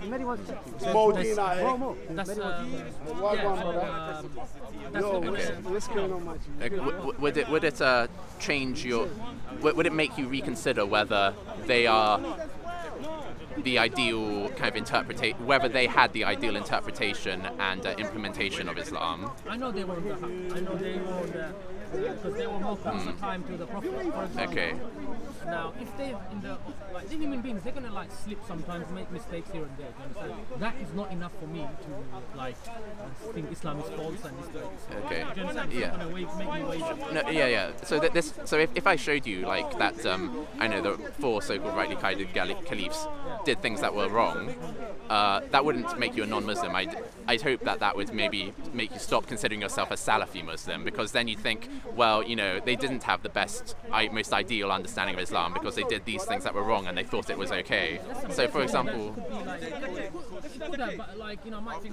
so do you agree that like attacking people who haven't attacked you is wrong? Like if there's a nation and they haven't attacked you, but then you invade them, is that wrong? Just a loaded question like that, without context, yes. Okay. Without context like that, obviously attacking someone is innocent. Okay, because according to kind of the historical sources from Muslim historians, kind of during I believe it was Umar's reign, the Muslims invaded a Christian kingdom south of Egypt called Makuria, even though Makuria had never started aggression towards the the Muslims, and they did that with the understanding that the source is the sources are from like al-Baladhuri and al-Makrizi. These are two Muslim historians, but you can find their writings within the Cambridge Histories of Africa Volume 2. I think it's pages around 550. It's a chapter on, it's called Christian Nubia and the First Arab Attacks. Those are the subheadings. I tell you what, I think what we should do is I'm gonna look for some people who knows about it. Yeah. If you get these questions maybe just get some questions together, and then we can have a hangout. Yeah, so yeah. Get someone who's even who started at 9. Cool. See whoever can join the panel and get them on the panel. Okay. And Speakers Corner. Yeah, and obviously you don't have the information, you haven't looked through it, so you need to. I understand. I'm not asking you to. Yeah. So that's always definitely the hardest thing about Speakers Corner. You can't look through things properly. So if you email me, what we can do, I'll message you on kind of YouTube because we've messaged on YouTube before. You know which one's my. Man, sometimes my mods start blocking, they block people. I don't know, But like what we did with the. No, we remember we did that way. We made sure that my name wasn't blocked with the where I left a comment. But I will contact sometimes, you. Sometimes when I'm at Speakers Corner, I'm checking through comments. But and I double touch someone and I blocked them. And then I don't know how to get them out. I couldn't get them out. So I've done that in the past, block people, just by doing that, by mistake. Yeah, but I think it's really great how you look through things carefully and you that's what I think. You need to have intellectual honesty and look through things carefully. Also, what I'll say is when we do the hangouts, a lot of the times people discredit someone's character. So as soon as Jamie might come on, not you undo it, but some people will be like, oh, Jamie the Islamophobe. He's not an Islamophobe. You know what I mean? When someone's being sincere. I mean, about the word Islamophobe, I am totally against bigotry towards Muslims. But if I disagree with things that are considered, and if I both disagree and I think that it's wrong, and I think that it's if I think that there are some teachings in Islam that I consider appalling, kind of maybe you could call me that, but I'm totally against Muslim bigotry. Yeah, I'm not a Muslim phobe. Yeah. We can have a discussion about it. Just because you don't like something, like circumcision, I'm guessing you don't like it. Well, I think it's almost equivalent to if you cut off a child's earlobes, it's not going to make much difference, but it's kind of seems a little bit unnecessary. There's some benefits, but I have a sort of mixed opinion on it. It's mixed opinion. Because there's non-Muslims who know doctors. Yeah, sure. They know the benefits of it. Yeah, there are. I know in Islam, it's prevention, more prevention than. Yeah, on a sort of epidemiological nationwide level, it makes sense because people aren't going to be doing safe sex and there's lower STD transmission rates. But okay, that sounds good. Thanks for talking to me for so long. Yeah, good talking to you again. Okay. So just message me today on this live stream. Okay. James S.C. Yeah, James S.C. I've seen it. So or just if you've got your phone, just take my email. Okay, I'll take your email. Fix your phone, bro. Yeah, I need to do that. Yeah, every time I try and show people something on my phone, it discredits me a bit. So they're like, oh, I'm not going to listen to this guy. Look at his sketchy scratch screen. Okay, sorry, what's the email? SYED. All one word. SH. Okay. Maybe I'm making a presumption. Okay, cool. Maybe I'm making a Great. And then I'll try to arrange a good.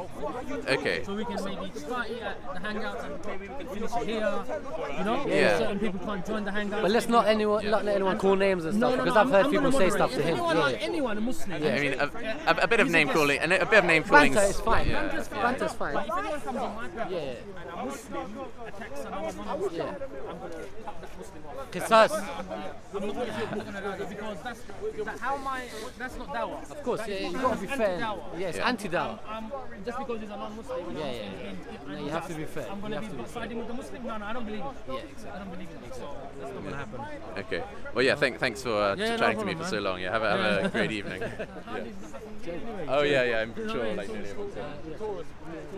So late. So I asked him, is it okay people to throw the Quran on the floor? James, just people asking me, maybe they got a negative thing of it. Someone asked me, do you agree with people throwing the Quran on the floor?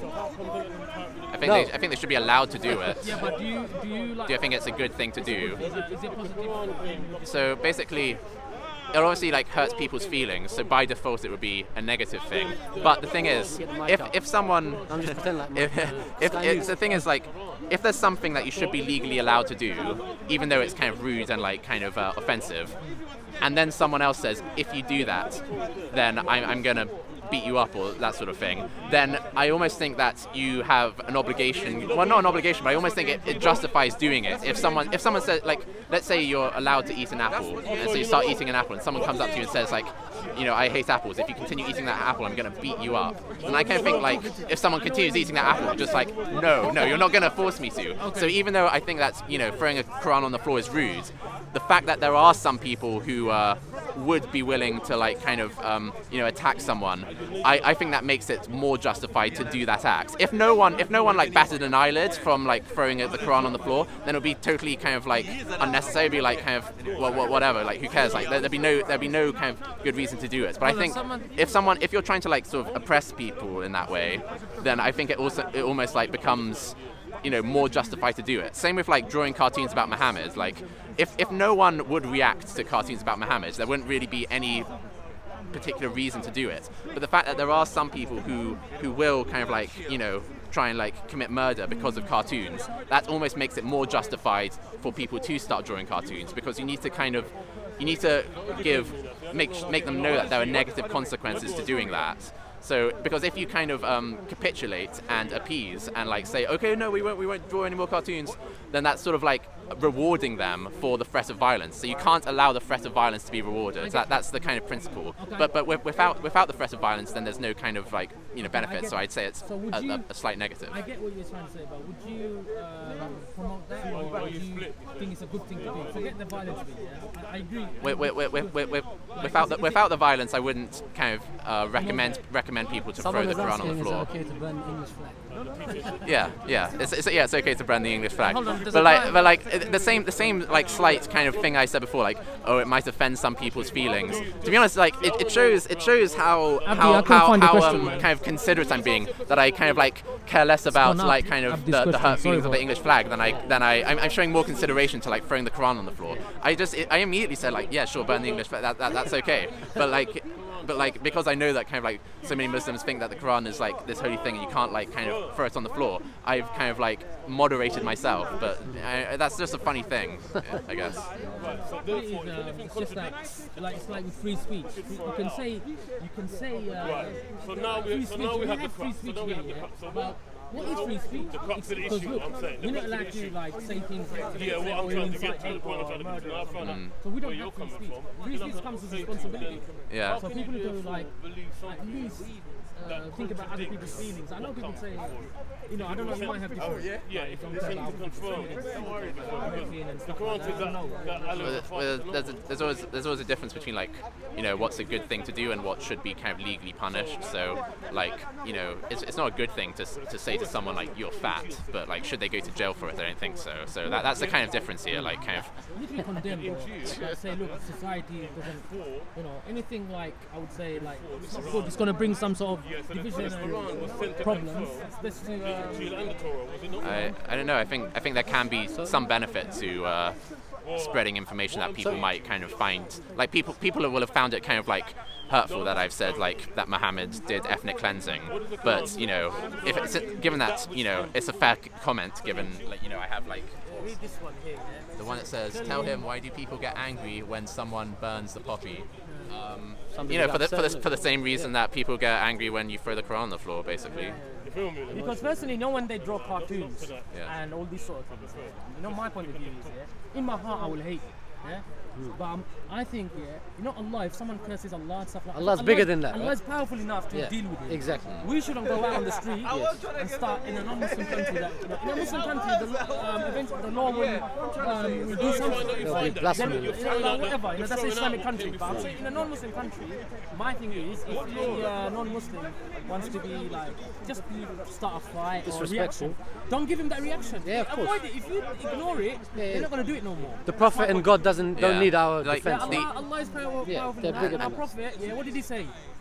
Have sabr, have patience. You know, if someone says bad things to you, say kind things to them back. Do you understand? And what you guys have both kind of agreed upon about, like, you know, Allah is bigger than that, you know, if someone insults him. I think the same can be true of any, like, strong, justified ideology. So, like, kind of, if, like, say kind of, like, there's mathematics and someone comes up and says, you know, kind of, pi is equal to 4, 2 plus 2 is equal to 6. We shouldn't, like, outlaw that, because we can clearly show that it's wrong. And, like, you know, a strong idea can fend off kind of a bunch of assailments by weak ideas. So I don't think it's necessary to have blasphemy laws. I think kind of if you have a strong idea, then it should stand up by itself, and, like, kind of you should be able, you know, if you have, like, a free competition between two ideas, and, like, one people are saying kind of like, you know, this ideology is wrong, and other people saying this ideology is right, then, you know, you shouldn't need to kind of have the law protect it from criticism. So I think it's kind of like, you know, to me it makes it look bad that in kind of traditional, or in some interpretations of traditional Sharia law, you know, it's illegal to proselytize other faiths, or it's illegal to kind of like commit blasphemy. So I think if it's a strong ideology like kind of physics or maths or something else, then you wouldn't need it. Mocking and joking in Islam is kind of not allowed, like mocking and stuff, because I personally think, you know, this free speech, absolute free speech, things, you know what these things, it's like opening a can of worms. Like, look, you know, like online trolling. Some people like have committed suicide because they can't take, you know, like some of these trolls. So I think it has a lot of negative connotations. You know, this. That's why you should have a limit. But can I play devil's advocate and flip it around? So when you can open up a can of worms also when you restrict free speech, right? Because there are the risk one is the one you referred to, is that you insult people. People can commit suicide and go nuts over comments. The other bigger risk can rise between groups of people. Exactly. The other risk is that people start restricting what me and you can say. So today it will be what he says. Tomorrow it will be what I say. Tomorrow it will be what you say. I know you could say you can't spread Islam. Yeah, exactly. One day. I understand that. You can't spread the Tawheed of Allah. You know, we have to be consistent. So I understand that, but I'm saying, like, there should be, like there is, you know, even though in the UK, we have free speech, I know there is a restriction. Of course, you can't incite violence, you can't incite racial hatred. But you know what happens is, people walk a fine line and try to push it.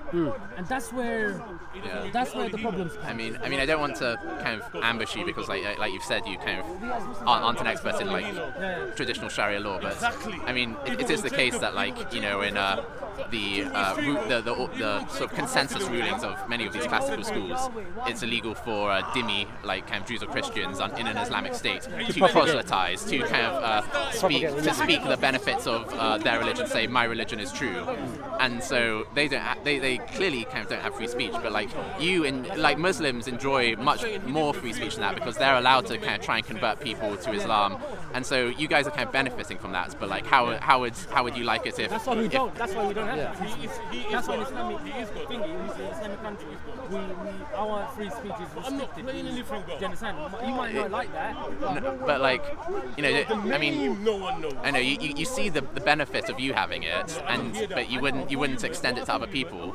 Like it's kind of like imagine if I said, you know, it's okay when I eat chocolates, but you're not allowed to eat chocolate. Or it's okay when I punch you, but you're not allowed to punch me. You know, like surely equality.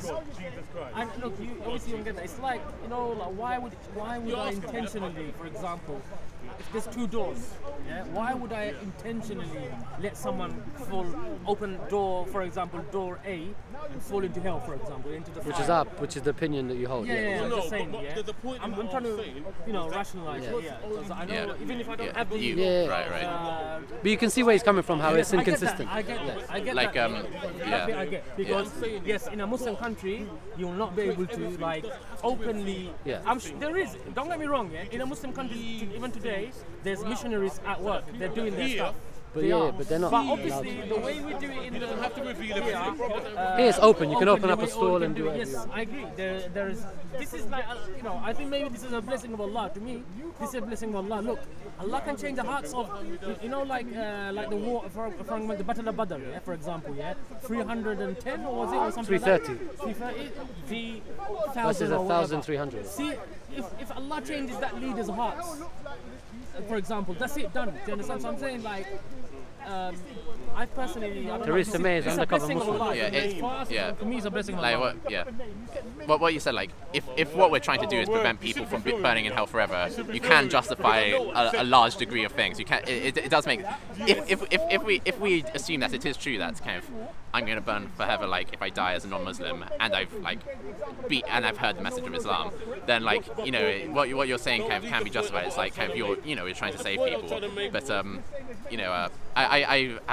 from my investigation, it seems that like that assumption isn't true. Like remember, very what strongly. it is, if the message hasn't reached you, for example, I'm sure you know that. Yes. Even though, for example, you've heard it here, and maybe, for example, our delivery was wrong, our behavior was wrong, the way dawah was given to you. For example, maybe someone is giving you dawah and you've seen, like, say, 7-8 Muslims or 20 plus Muslims acting in a horrible way. See what you believe now. And you thought, you know what, look at this, I don't want to be in that. So on the day of judgment, Allah's going to give you a trial, man. Do you understand? If that message hasn't reached you sincerely, Allah won't just throw you in hell just like that. Oh, Shamsi, for example, gave you the message, that's it, you've got the message. It's not like that. You're going to... Allah will ask you, man. You know who has received the message or not, who's sincere and who's not. There are some classical scholars. You're going to have You know, there's certain Ghazali people in but the thing is, they haven't read the message of Islam, and they die, and they're not going to go. Yeah, they'll have their own tabs, right? But that kind of when you kind of like define it in those terms, it becomes weird. It becomes weird in a different way because like who, having been convinced and knowing currently that I am going to burn in hell forever for leaving Islam, would then leave Islam, It doesn't make sense. Surely anyone who like apostatizes from Islam like doesn't believe in hellfire, because otherwise they're insane, because there's no reason why anyone would willingly say, oh, I feel like having my skin burnt off forever, then it regenerates, then I kind of have some boiling water poured down my throat, and so it doesn't make any sense. That's why Allah says, isn't it? Like, good night out for someone. For the weak and for the insane and for the people like that, their test is different. They're not going to be judged the way a normal sane person is going to be judged. So I say, for example, like me, like I know the truth in my heart. Properly, I know it. I'm going to be, if a madman, for example, say today, tomorrow, say something happens, I bash on the head or something like that, and I go insane, crazy, or something like that. Allah will understand that. And I will have my separate test. Yeah. So it works like I've heard that. Mentally insane people like that, maybe they were sane first, and then towards the end they got crazy. Yeah. And their test is different. So like, if someone like started cutting themselves, like someone cut their arm off, most people, like most doctors would call them insane. Okay. So if someone sort of knows that Islam is true, and then they say, I'm becoming Christian, surely they're even more insane, because they're not just cutting their arm off, so they're making sure that they're going to be So surely like all apostates are going to get a fair sort of punishment, because all apostates must be insane if they truly know Islam and then they leave Islam. I'm not saying that. Like I said, we're talking a bit loosely. I'm kind of spitballing here, but like, it's a funny thing. Yeah, what it is, sometimes, what it is, you might be, sorry. Sometimes, you might be born in a Muslim family, Sorry, bro, I can't see with the light, man. Well, your light is high technology, man. Yeah, it's like a matrix light. More on you than it is on me. How much that light cost? We could swap spaces if you want. Yeah, so what I was saying was, I forgot what I was going to say. If he was born in a Muslim family, but for example, I didn't learn Islam. I could be born in a Muslim family, but I didn't really study Islam properly. Yeah. I was just conditioned and then I see other Muslims behaving in a bad way or certain things that could, for example, a lot of people leave Islam because of that. Like they haven't really studied Islam. All we do, when I grow up here, I just learned how to read the Quran in Arabic, but not the meaning of it. Just learn how to read the Arabic. And that was it. I didn't actually learn other things. Now, sorry to interrupt, but like, do you think that kind of glorification of sort of Arabic recitation is a good thing, or do you think it? like, do you think it's kind of a bad thing that you learnt all these sounds but you didn't really know what they were meaning at the time? Of course it's bad. Of course it's bad. Now, like my nephews and all that, they're learning how to read the Quran, and they're learning how to the meaning of it. They're learning more things. Now, if I had that opportunity, it would have been more different. Now, the people who left Islam, I guarantee you, these people haven't really learned Islam in that way. Now, those who did learn the truth, know the truth, then for them, it's Allah. It's between Allah and Him. You understand? And for example, those people who left Islam because of emotional reasons, like justified emotional reasons, on the day of Judgment, I'm sure Allah subhanahu wa ta'ala He said He's the most just. Yeah, He's the most just. So on that day, He'll have His test. Allah will say, you know what? He will know that this person left Islam for this sincere. Could have been a valid reason. Valid reason, because that's why, a Muslim, they're walking, talking, his dawah is like, like, it's walking, talking with dawah, like, dawah machines. Yeah, we should be doing dawah through our speech, our behavior. Like, even the way I called you insincere and the way I did that, I should have said it in that tone, because that's not a good portraying it.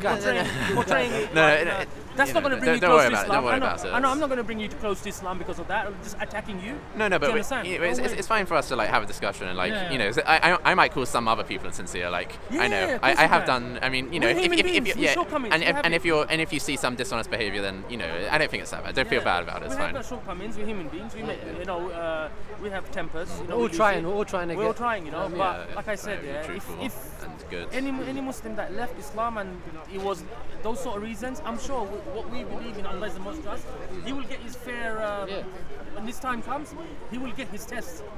So that's what it is, So it's not like, all the apostates are going to be guaranteed hell for, it's between Allah. But the general ruling is Liverpool, bro. Allow it, man. General ruling is if you're a non-Muslim and all that, you're destined for hellfire. That is the general.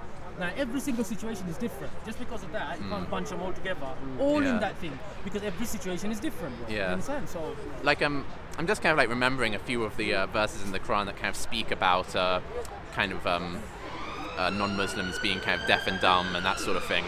And it would be interesting, like maybe another time, if I kind of went and like read back on those a bit more carefully and see whether that gelled with kind of your sort of quite restricted definition of who is a real kind of kafir, because I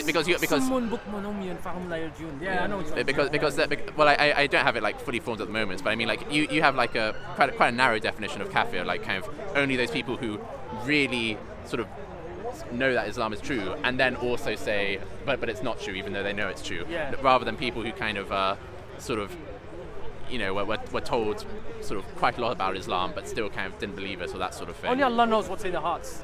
Only Allah knows. That's it. That's the thing. Only Allah knows what's in his heart. Now, if he's got other agendas and all that, then he will be punished, bro. But if he was like unsure himself, but he was like so emotionally, like something happened to him, the hatred's built in him so much, he's gonna go on the attack. That's like, do you understand? So every situation is different. You can't just. But when Islam says it, hellfire, non-Muslim, if you don't believe in Allah, it's just like a general ruling. But every situation is different. You can't like put everyone in the same thing. So that's what people do. Oh, I'm a non-Muslim, I'm gonna go to hellfire, so I don't want this religion. To me, when people say that, just by ignoring, for example, without oxygen we're gonna die, So if I ignore it or anything, for example, the hellfire, I know, to me, if I ignore myself that hellfire doesn't exist, is that reality going to change for me? I know still in my heart hellfire is going to be there, and if I do certain things I'm going to go there. Do you understand? By me ignoring it and then going doing these bad things, the haram things, it's not going to like stop the actual outcome happening to me, So do you understand? Some people think if I ignore it and all that, so that's another insane type of thing. I think insanity. Some of those people kind of like think, this kind of behaviour of sending people to hellfire sounds unjust, and so if this religion claims that the God is the most just, then that's a contradiction. I don't believe in that. I don't believe in that religion. Because oxymoron, though, isn't it? Well, the thing is like, because if you're most just, you're gonna have to punish those who deserve to be punished. Yeah, but the thing is, why is it that not believing in God or not acknowledging God who is there is considered kind of more evil and more deserving of punishment, infinitely more deserving of punishment than like, I know, being a murderer, child rapist, that sort of thing. Because, you know, in certain schools of understanding, I might hazard saying the orthodox traditional, certainly the Salafi, I think, understanding is that kind of non-Muslim, like real people who really qualify as kafir, they will burn in hell forever, whereas any Muslim, even if they've like done any sort of sin, they will eventually see heaven. So like why would, like, I know, a real kafir who like hasn't done any other crime be considered like infinitely more evil, infinitely more deserving of punishment than the most despicable Muslim in the world? The simple thing is, okay, let me just give you a straightforward answer.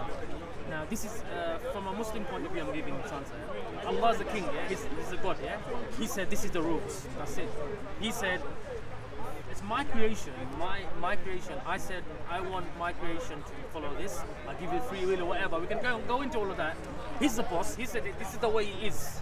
So what else? I don't know, but that's a bit despotic though. Like imagine if he had said. I'm doing my understanding. I'm giving you like I think my understanding is. I'm not going to. But what if our understanding is wrong and Allah's more just than we understand Him to be? Then there you go. That's why you always say alimul ghaib. Like we don't know what's going to happen. You know, in the Quran, it's basically we're in a test. We believe this is a test. So it's going to have a general ruling. A general ruling is if you disbelieve in Allah, you're destined for the hellfire. Now, like there you go. Then the other thing comes in. Every situation is different. Every specific, your reasoning could be something different. You need to be a little bit careful there, because then you might kind of disqualify yourself on one of the the six tenets of faith, because if you kind of if you don't believe in the angels, the judgment day, the hellfire, those things take you out the fold of Sunni Islam. So if you like kind of think, oh well, maybe it's not like it says in the scripture, then if you do that too much, then you're not Muslim. Basically, I believe in all of that 100%. Now what I'm saying is because I'm giving you my understanding, my layman terms of understanding is like when people say, how comes if a non-Muslim has done good all his life and he helped the poor, this and that, but only thing he didn't believe in Allah, he didn't say La ilaha illallah. So Allah said to us in hadith, everything in this earth and everything in it, compared to La ilaha illallah, believing in Allah and the Prophet Muhammad, is nothing. That La ilaha illallah is worth more than everything inside the whole universe and in it. That's you can see why he'd have problems. It doesn't make much sense. But one thing you need to understand, I know I'm not talking through comments, I'm talking about Allah said, Allah's the boss, He's the king. This is the way it goes. This is the from gravity. Allah said that when you drop something, it's going to fall on the ground. This is His design. This is the way it is. For example, I'm just giving you like a tough. This is Allah's rules. You have to believe in it. End of story. Like you can't do nothing about it, because if there's like a strong man, for example, in a fight, I'm not going to beat him. He's going to beat me. Tough luck. Do you understand? But we have different levels of conviction, right? So we both agree that if I drop a coin, it's going to hit the ground. We can put our lives on it, right? But we have conviction in the sense that our understanding of Islam could be wrong, right? The people that we follow could be wrong. Do you know what I mean? So we're sure that we're going to die. We're sure that if we drop something, it's going to hit the floor. But we may be sure that the people we follow are correct, but our conviction is lower there. You see what I mean? So we could be wrong. We could have a misunderstanding of Allah. Of course that could happen, because like I said, who are we? Who am I? You should be worried about yourself. Forget worried about next man. I'm worried about myself avoiding hellfire. Exactly. So I don't have time to think about next man, about is next man going to hellfire or not. That's fair position.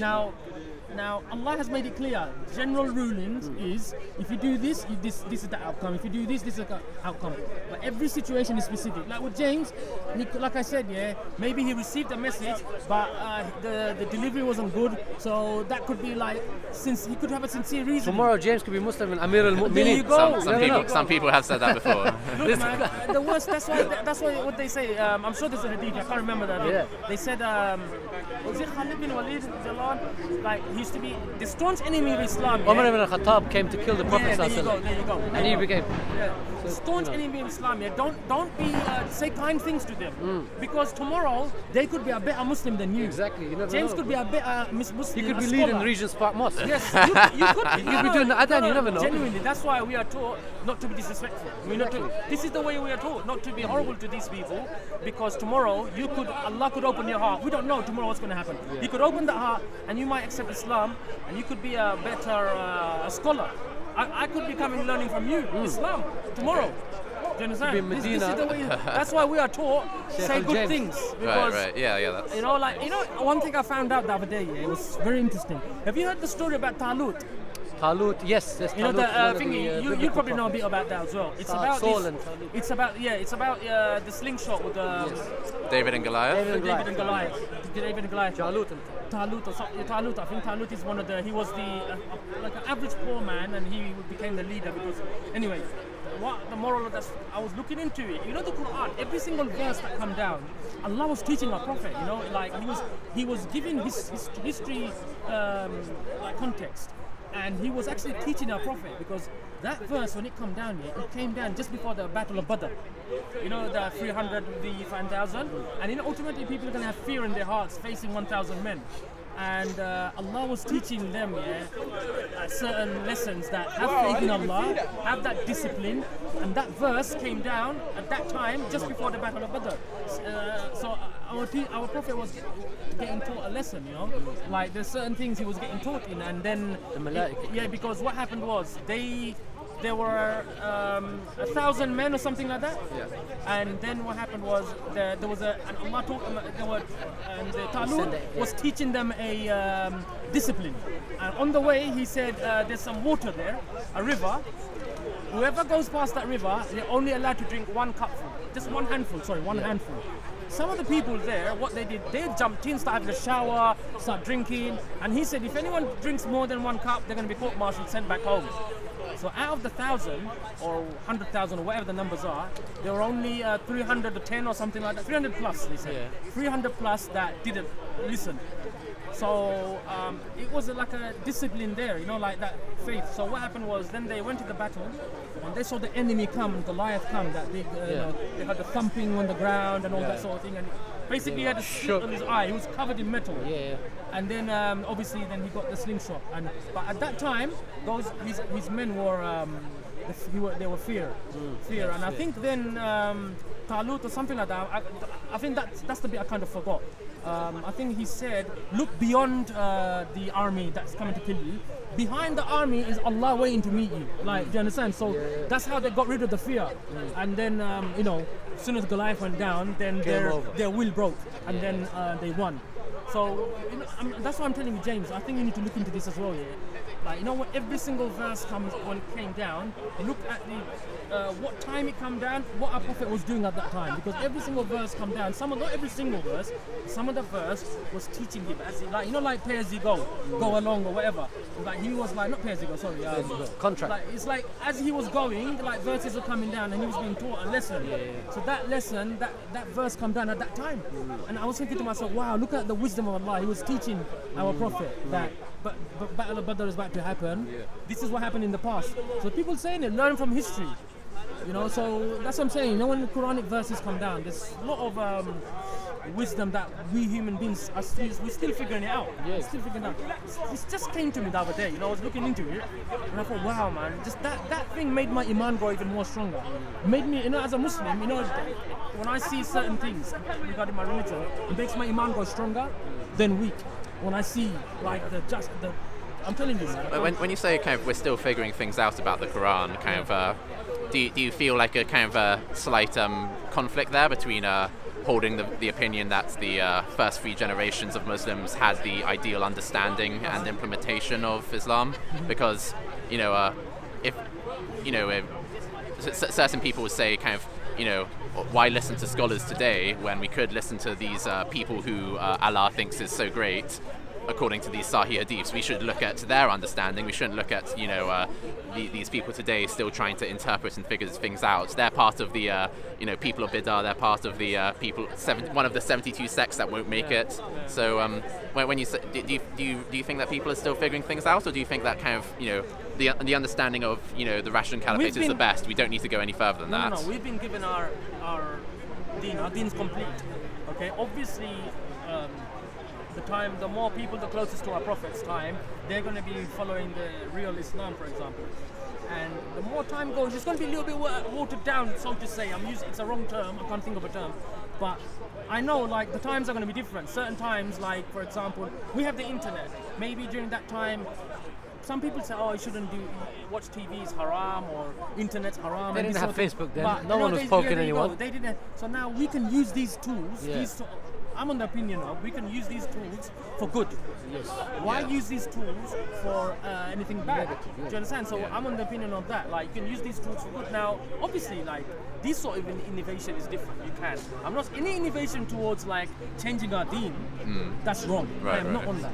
Anything like any new technology will come out and we can adjust our, help our society. Right. That's okay. Yeah, people say Islam is against innovation and all that. They, these words, these terminologies. Bid'ah. Yeah, and all this sort of thing. They just, it's using it in the wrong way. It's not, Okay. Yeah, so. Okay. Yeah, that's very reasonable. Yeah, so I don't know. I'm on the terms. Yeah, technology is good. I'm not saying no, it's technology is not good. Yeah, I didn't mean.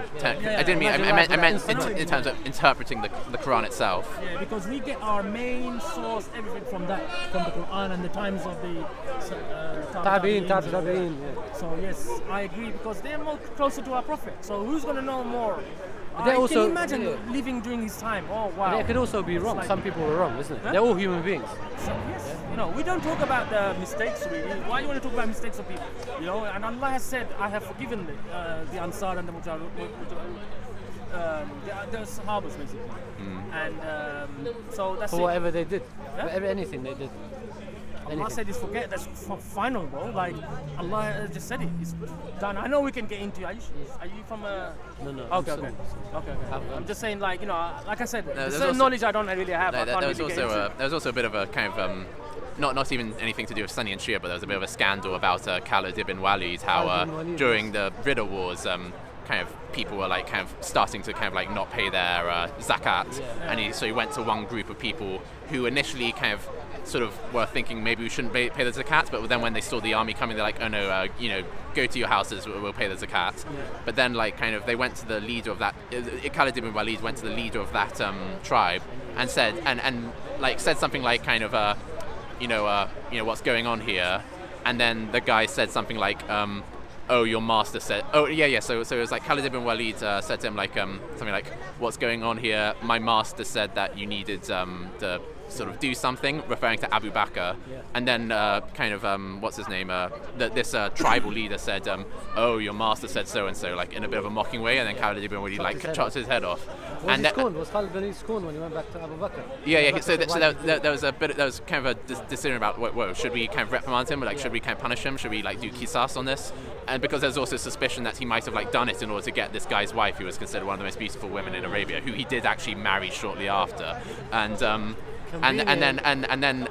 then Abu Bakr was like, oh, but he's the best soldier, and he does such good service for Allah. So it seems like a bit pragmatic. It seems like some pragmatic kind of a lot of interesting stories. So anyway, I probably need to kind of start thinking about leaving quite soon.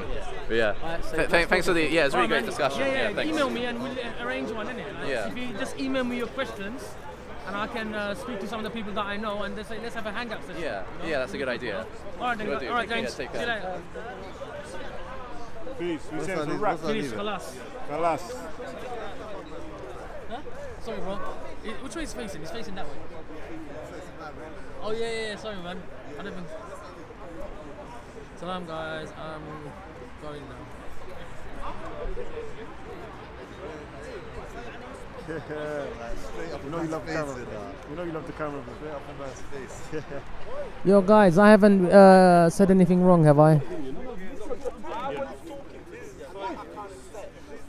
Listen, I just want you to pay attention. A Roman historian from 64 AD has written a book, and this is authentic. Where the hell is anyone? Alright, I'm glad I haven't made any mistakes. As I said, I'm a layman. I'm doing Dawah in my own way, much as I can. Learning, man. We're all learning. And but guys, yeah, even with James, yeah, I know he's on a. Sometimes he comes out with the Islamophobic type of sly ways. But if you want to get the brother back on the huck, we have to say kind things to him, you know, in a kind way to get him back. Because pulling him up and calling him out in a horrible ways, it's not going to do it. It's not going to do it, you know.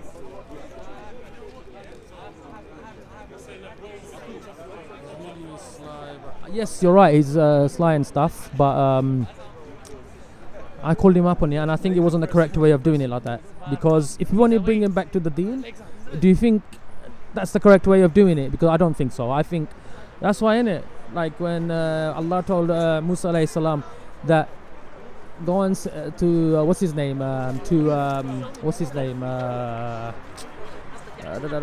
know, the Pharaoh, say kind things to him. So that's the way we should be. It's a lesson, you know. It's a big lesson.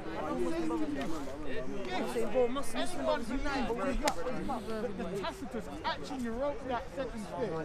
Verbally raped last week. I used to gonna be doing Christmas charity MMA with him. They don't need to believe he's God. They don't need to believe he's a That's funny, man. What's your point? I don't know what the hell I said, man. To Raj, I just just pulled him up, man. That's all I said to him. I think I just pulled him up on it. You're not listening. I'm not saying. Maybe Said can soften his head. What about him and his prime? It doesn't go. How's it go against my belief? How?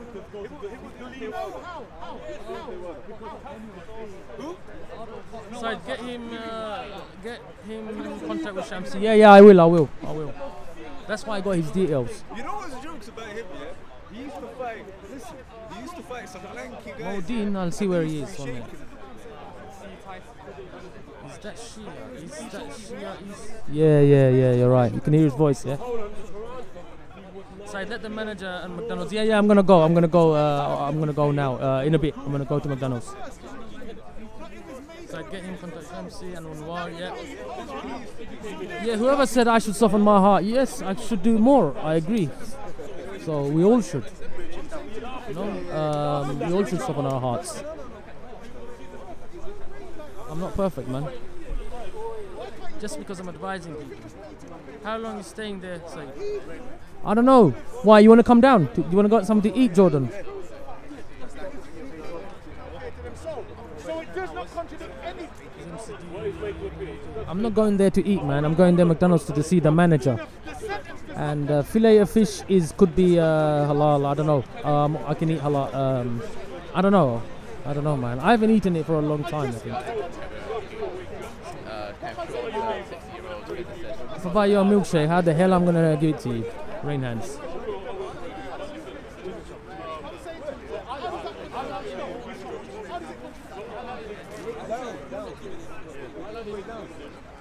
Yeah, man. I just want. Unfortunately, guys, yeah, I should have just switched the camera off and speak to him because I couldn't concentrate. You guys typing away. I'm not looking at the comments because I sincerely want to give him Dawah. And when the camera stuff is on, man, it's difficult. It's different, you know. You can't give that. I don't know, man. There you go. These are the conversation I used to have before in the park. I never used to have cameras on it.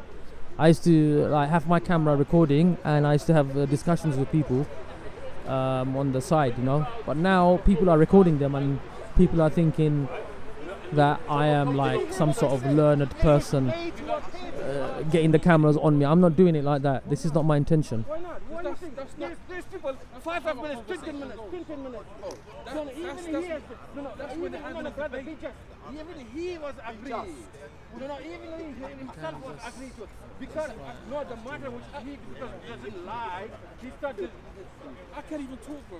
Because every time you're coming in and talking. James is not interested in that. You know what? Yeah, James. Look, if his heart is filled with hatred, yeah, to undo that hatred, yeah, if we give him hate, yeah, it's not gonna undo it. So one has to try. Can't give up. Do you understand? So you never know, man. Like I said, this person could be a scholar tomorrow. So you never know.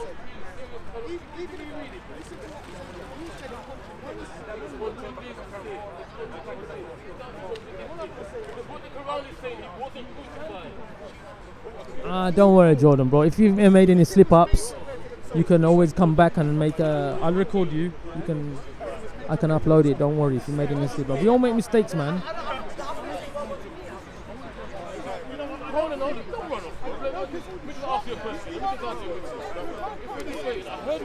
Just make dua for him. You know? I'm gonna be here maybe another half hour, 40 minutes or something like that, and then make my way out.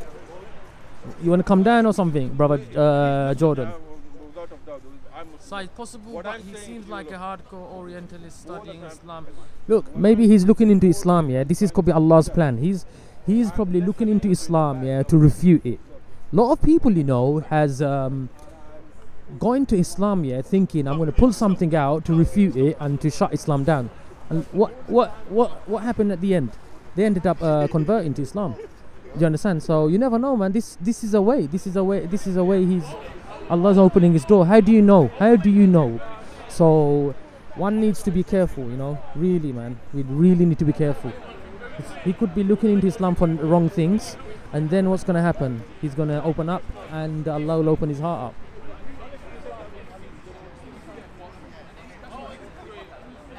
How many foreigners do you see in the park? How many foreigners? I don't know, man. Not really, not any.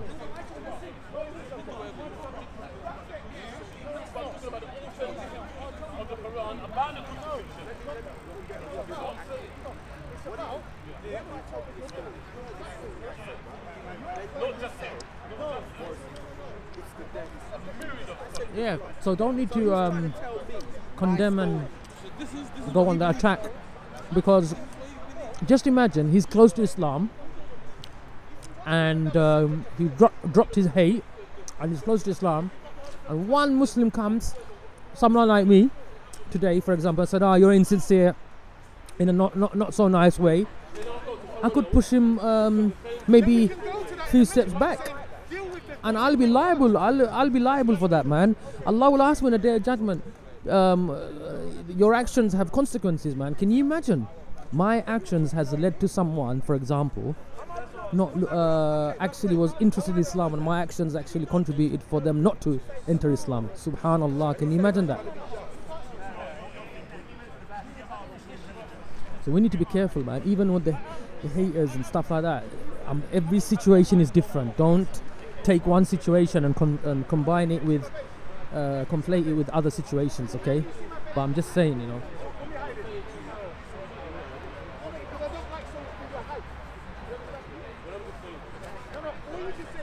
Because hate with hate never works. That's why Allah was teaching our Prophet lessons while he was dropping verses, revelations. And these are lessons for, if it's a lesson for our Prophet, it's a lesson for us as well. And when Allah was saying that to Musa alayhi salam, say kind words to Fir'aun, come on, look at that. Fir'aun was the Jahil, the biggest Jahil of till today. He's one of the, you can't compare the what sort of Jahil he is. So can you imagine, man, these people? We need to be just and honest, and our actions is dawah, man.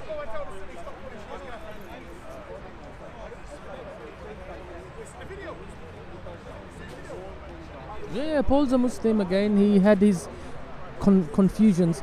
Basically, look, that's another example, a wicked example. Look at this.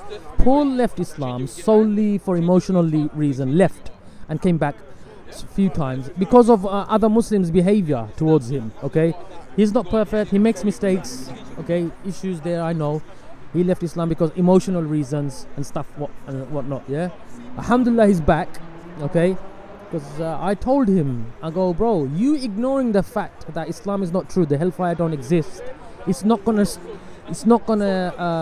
have any consequence to the reality and outcome. And that kind of shook him. He told me that shook him a bit, and other reasons, and his dad dying and stuff like that. Alhamdulillah, came back to Islam.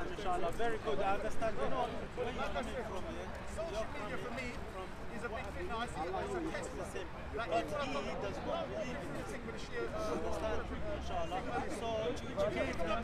Who did you say you're gonna find a wife for? Brother Paul, did you say? DNF.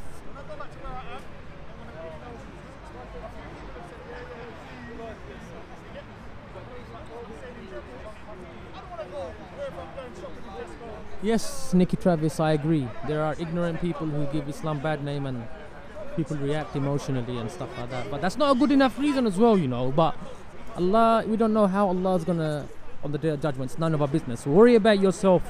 Well, I worry about myself. I worry about myself, man. Am I entering? Forget next man. On the day of judgment, man. Every man for itself. Every mother, parents, whatever. Your hair on your body is gonna give evidence against you. So it's everyone's going to be saying ya nafsi, I think, and basically you're going to be worried about yourself on the day of judgment. Worry about next man.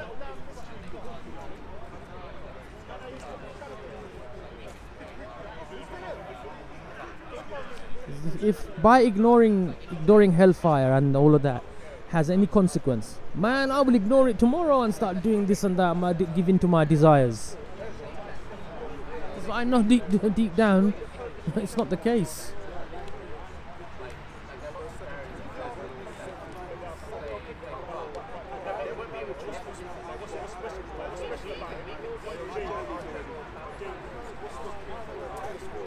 So yeah, brothers, long stream. So yeah, man. So let's I'm gonna end this now.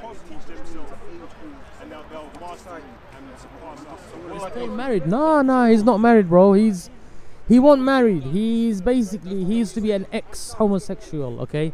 So he can't be really. So I don't think he will be into marriage. He's because he's a Muslim, he's like a non-practicing, but his inclinations are still there. He's a human being. But anyway, I don't want to talk about that now.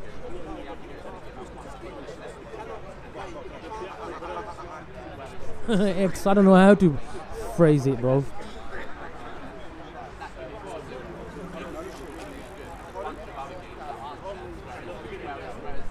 You're telling me, DNF, man needs a wife as well.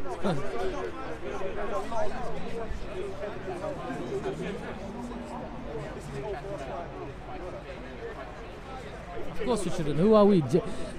I really think about these people, man, who judge others, man.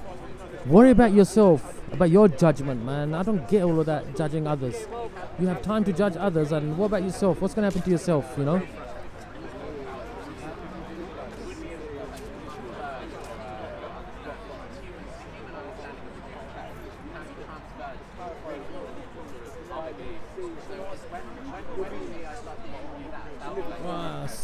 Strong smell of whiff of spliff.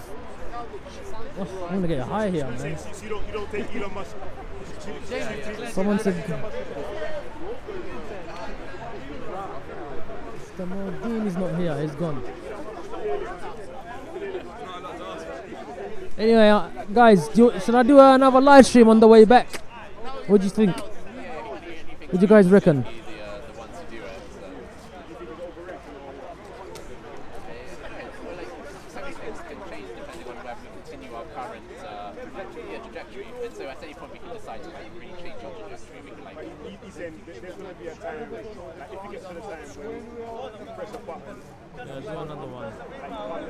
Anyone else? Should I do another one? Should I do one at home or do one from my laptop, or shall I do one on the way? Oh my god, there's Steve. Let's talk to Steve. For the witches. Steve, how are you doing? Who is this? Put your light down. Oh, what does Raj call you? Ali Dawah's, Ali Divas. What does he call you? Sorry, I don't get the punchlines. Can you put your light down? Ali Dawah's. Can you put your light down? How do you put it down? He called me Ali Dawah's little lapdog. That's it. Ali Diva's little lapdog. Prostitute. Have you kissed and made up yet? Have you kissed and made up yet? Nah, how can I make up with someone who constantly... Oh, come on, don't go there, don't go there. Nah, how can I just avoid him? Because if you want to make up with someone, you need to stop calling them dogs, turds, prostitutes. Imagine... I don't know what you want to make up. I thought sticks and stones will break my bones, but names will never hurt me. Were you never taught that one? Yeah, it doesn't. But because if it did, I'm a human being. Obviously, sometimes you've got feelings too. Yes, I've reacted. But compared to Raj, you can't compare it. Can you turn that light down? It's on the low stage. Well, turn it off then. No, my subscribers. How many people have you got? How many people? I just 52 at the moment. Yeah. The COE had 600. Yeah, I had 1,200. My highest. I had 1,500. Right. There's so many channels. O.S.C. Dawah and the Young Muslims Network. Where is Mr. Where is Ali Diva today? He's in America. Why? Debating David Wood and So who's paid for that? They were meant to pay. I know, I forgot to get into that. They did. Why? That's the way it is. I'm sure they did. That's the way. I need to find out. Was it a David Wood crew or a Muslim crew from America? No problem going to America. Huh? No problem going to America. No. They're letting anyone now, aren't they? Is he part of the caravan? Huh? You know what? Yeah, I know. My brother, when he went there, he got searched a bit more than usual. Internally. Yeah, like not internally, but you know. Steve, why have you put your sunglasses? Why have you put your I'm not in the bushes. Where are the bushes? When you say bushes, is that word for something else? Any questions? Steve is grooming young black and Asian men in Speaker's Corner. Any questions for Steve? Worry, people. Let's see. Let's Q&A with Steve. Go on, guys. Let's see what's happening. I'll give you 3 questions. And you need to be fast.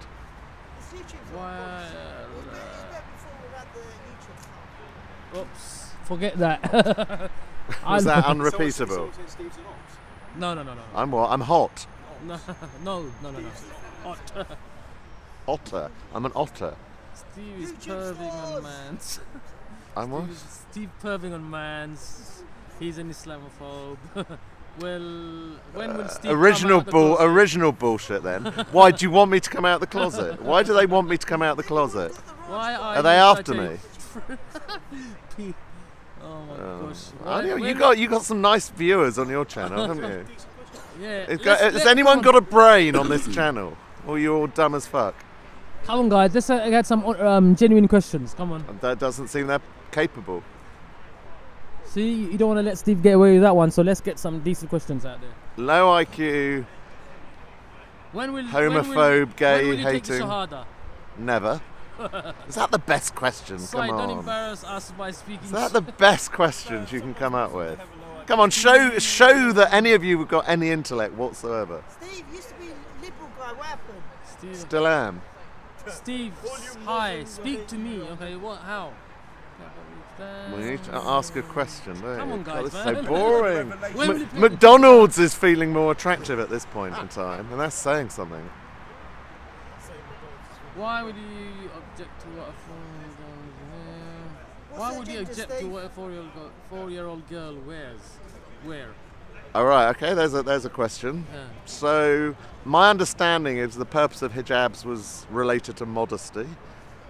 And sexuality and covering up meat so it's not eaten. So therefore, how does any of that apply to a 4-year-old child? Why does a 4-year-old child need to be covered her head for modesty to protect her from men? 4-year-old children, why?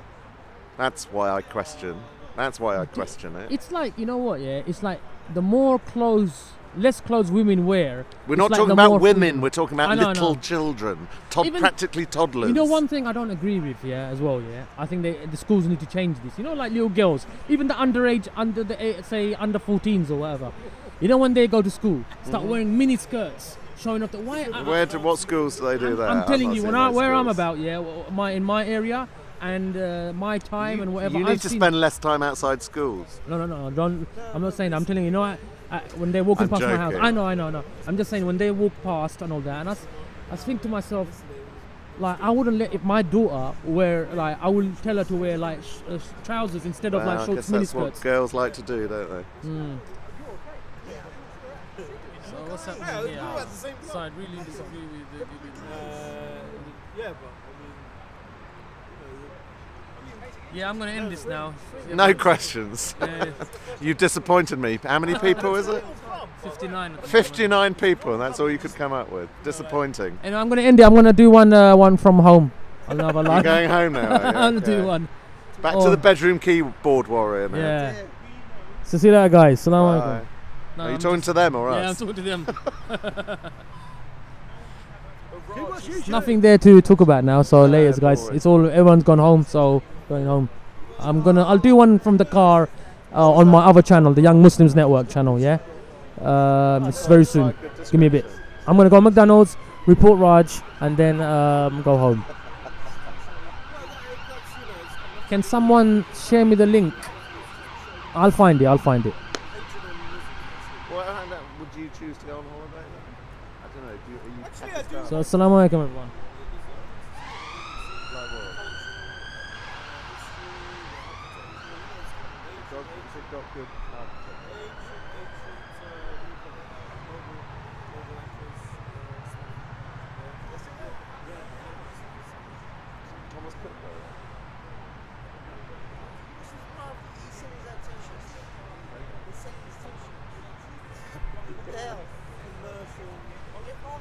He's got t-shirts now.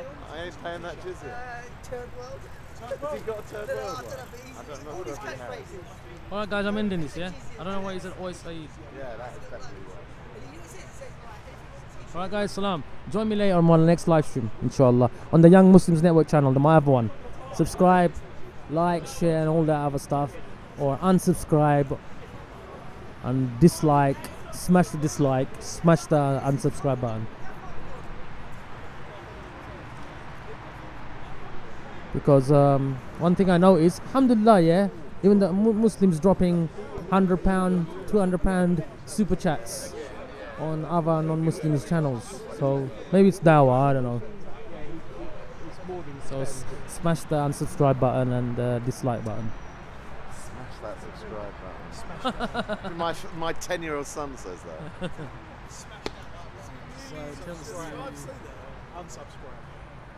Nibru Pirate said, tell Steve he's a C-O-N-T. Cunt, is that the word? Yeah. Alright, I said it for you, alright? I quite like cunts, don't you? I do as well. You're more of a bum man, I guess. Bum man. Anyway, later, guys. See, the word batty boy. filthy talk will bring filthiness out of people. So end this now, guys. See you later. Oh, you put them on for that? Are you seriously trying to hide your identity? Are you looking for work?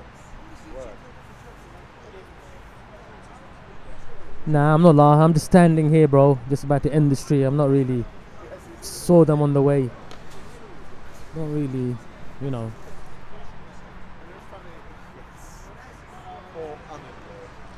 Yeah, I know he's unfortunately, but how can you change these people's mind? You know, I don't know. Actually, ignoring them.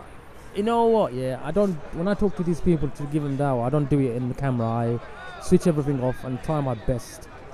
You know, because you know, I know everyone knows a lot of anger inside them because of his behavior and bias and all that. But switch the camera off and I try my 5 minutes of trying. You know. Yeah, I'm gonna go and report him. I tell you what, yeah, I'll go live. Maybe I might go live if he allows me, and I'll report him. No, I'm not gonna go live, man. Forget that. I'm gonna report him, and I'll do a live one on the way back, or when I get home, or on the way back. Okay, so tune in. I'll let you know what he says. what the manager says. All right, guys.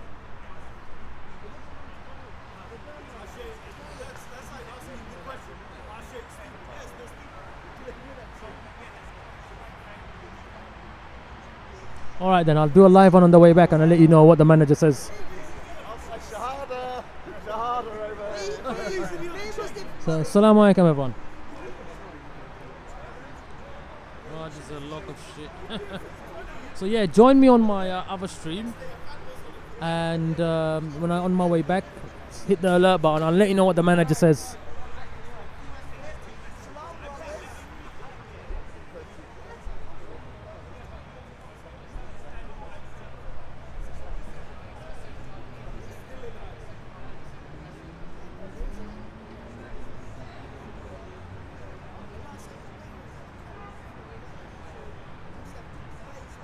Oh yeah, Steve. I need to ask you. What's this private meeting with the police? Are we allowed to join it, or? When you say we, who's we? No, like you said. A number of Muslim brothers have been invited. Yes. Have they? Who? Like who? Like, is this like is this a selected? Is it selected like people, or anyone can come? Like I can come. It's not an open meeting. No. Okay. So, but do they go? Do they turn up? Do they turn up? We haven't had it yet.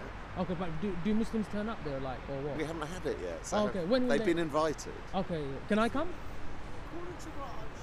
Don't know. I think the places are all taken. There is a limit to the places. Okay, let me know if I can come. I would love to come. But don't worry, there is Islamic representation. No, I just want to see. It's nothing, I just want to, give my, just join and see what happens,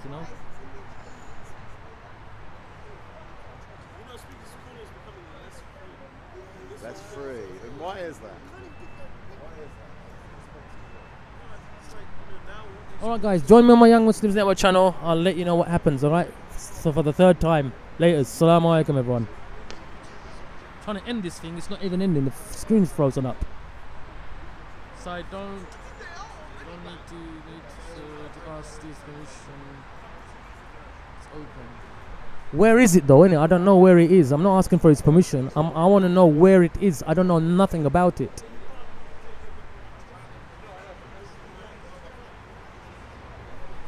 I'll definitely go if I know where it is. I don't think he's gonna tell me, because he knows I'm a threat if I go. Yeah, let me find out. Let me see if I can, get it out of him. All right, guys. So take care. Assalamu alaikum. I'm trying to end this stream, guys, but it's not ending. Okay, Nibra Pirates, find out. Let me know. Oh yes. All right. Assalamu alaikum.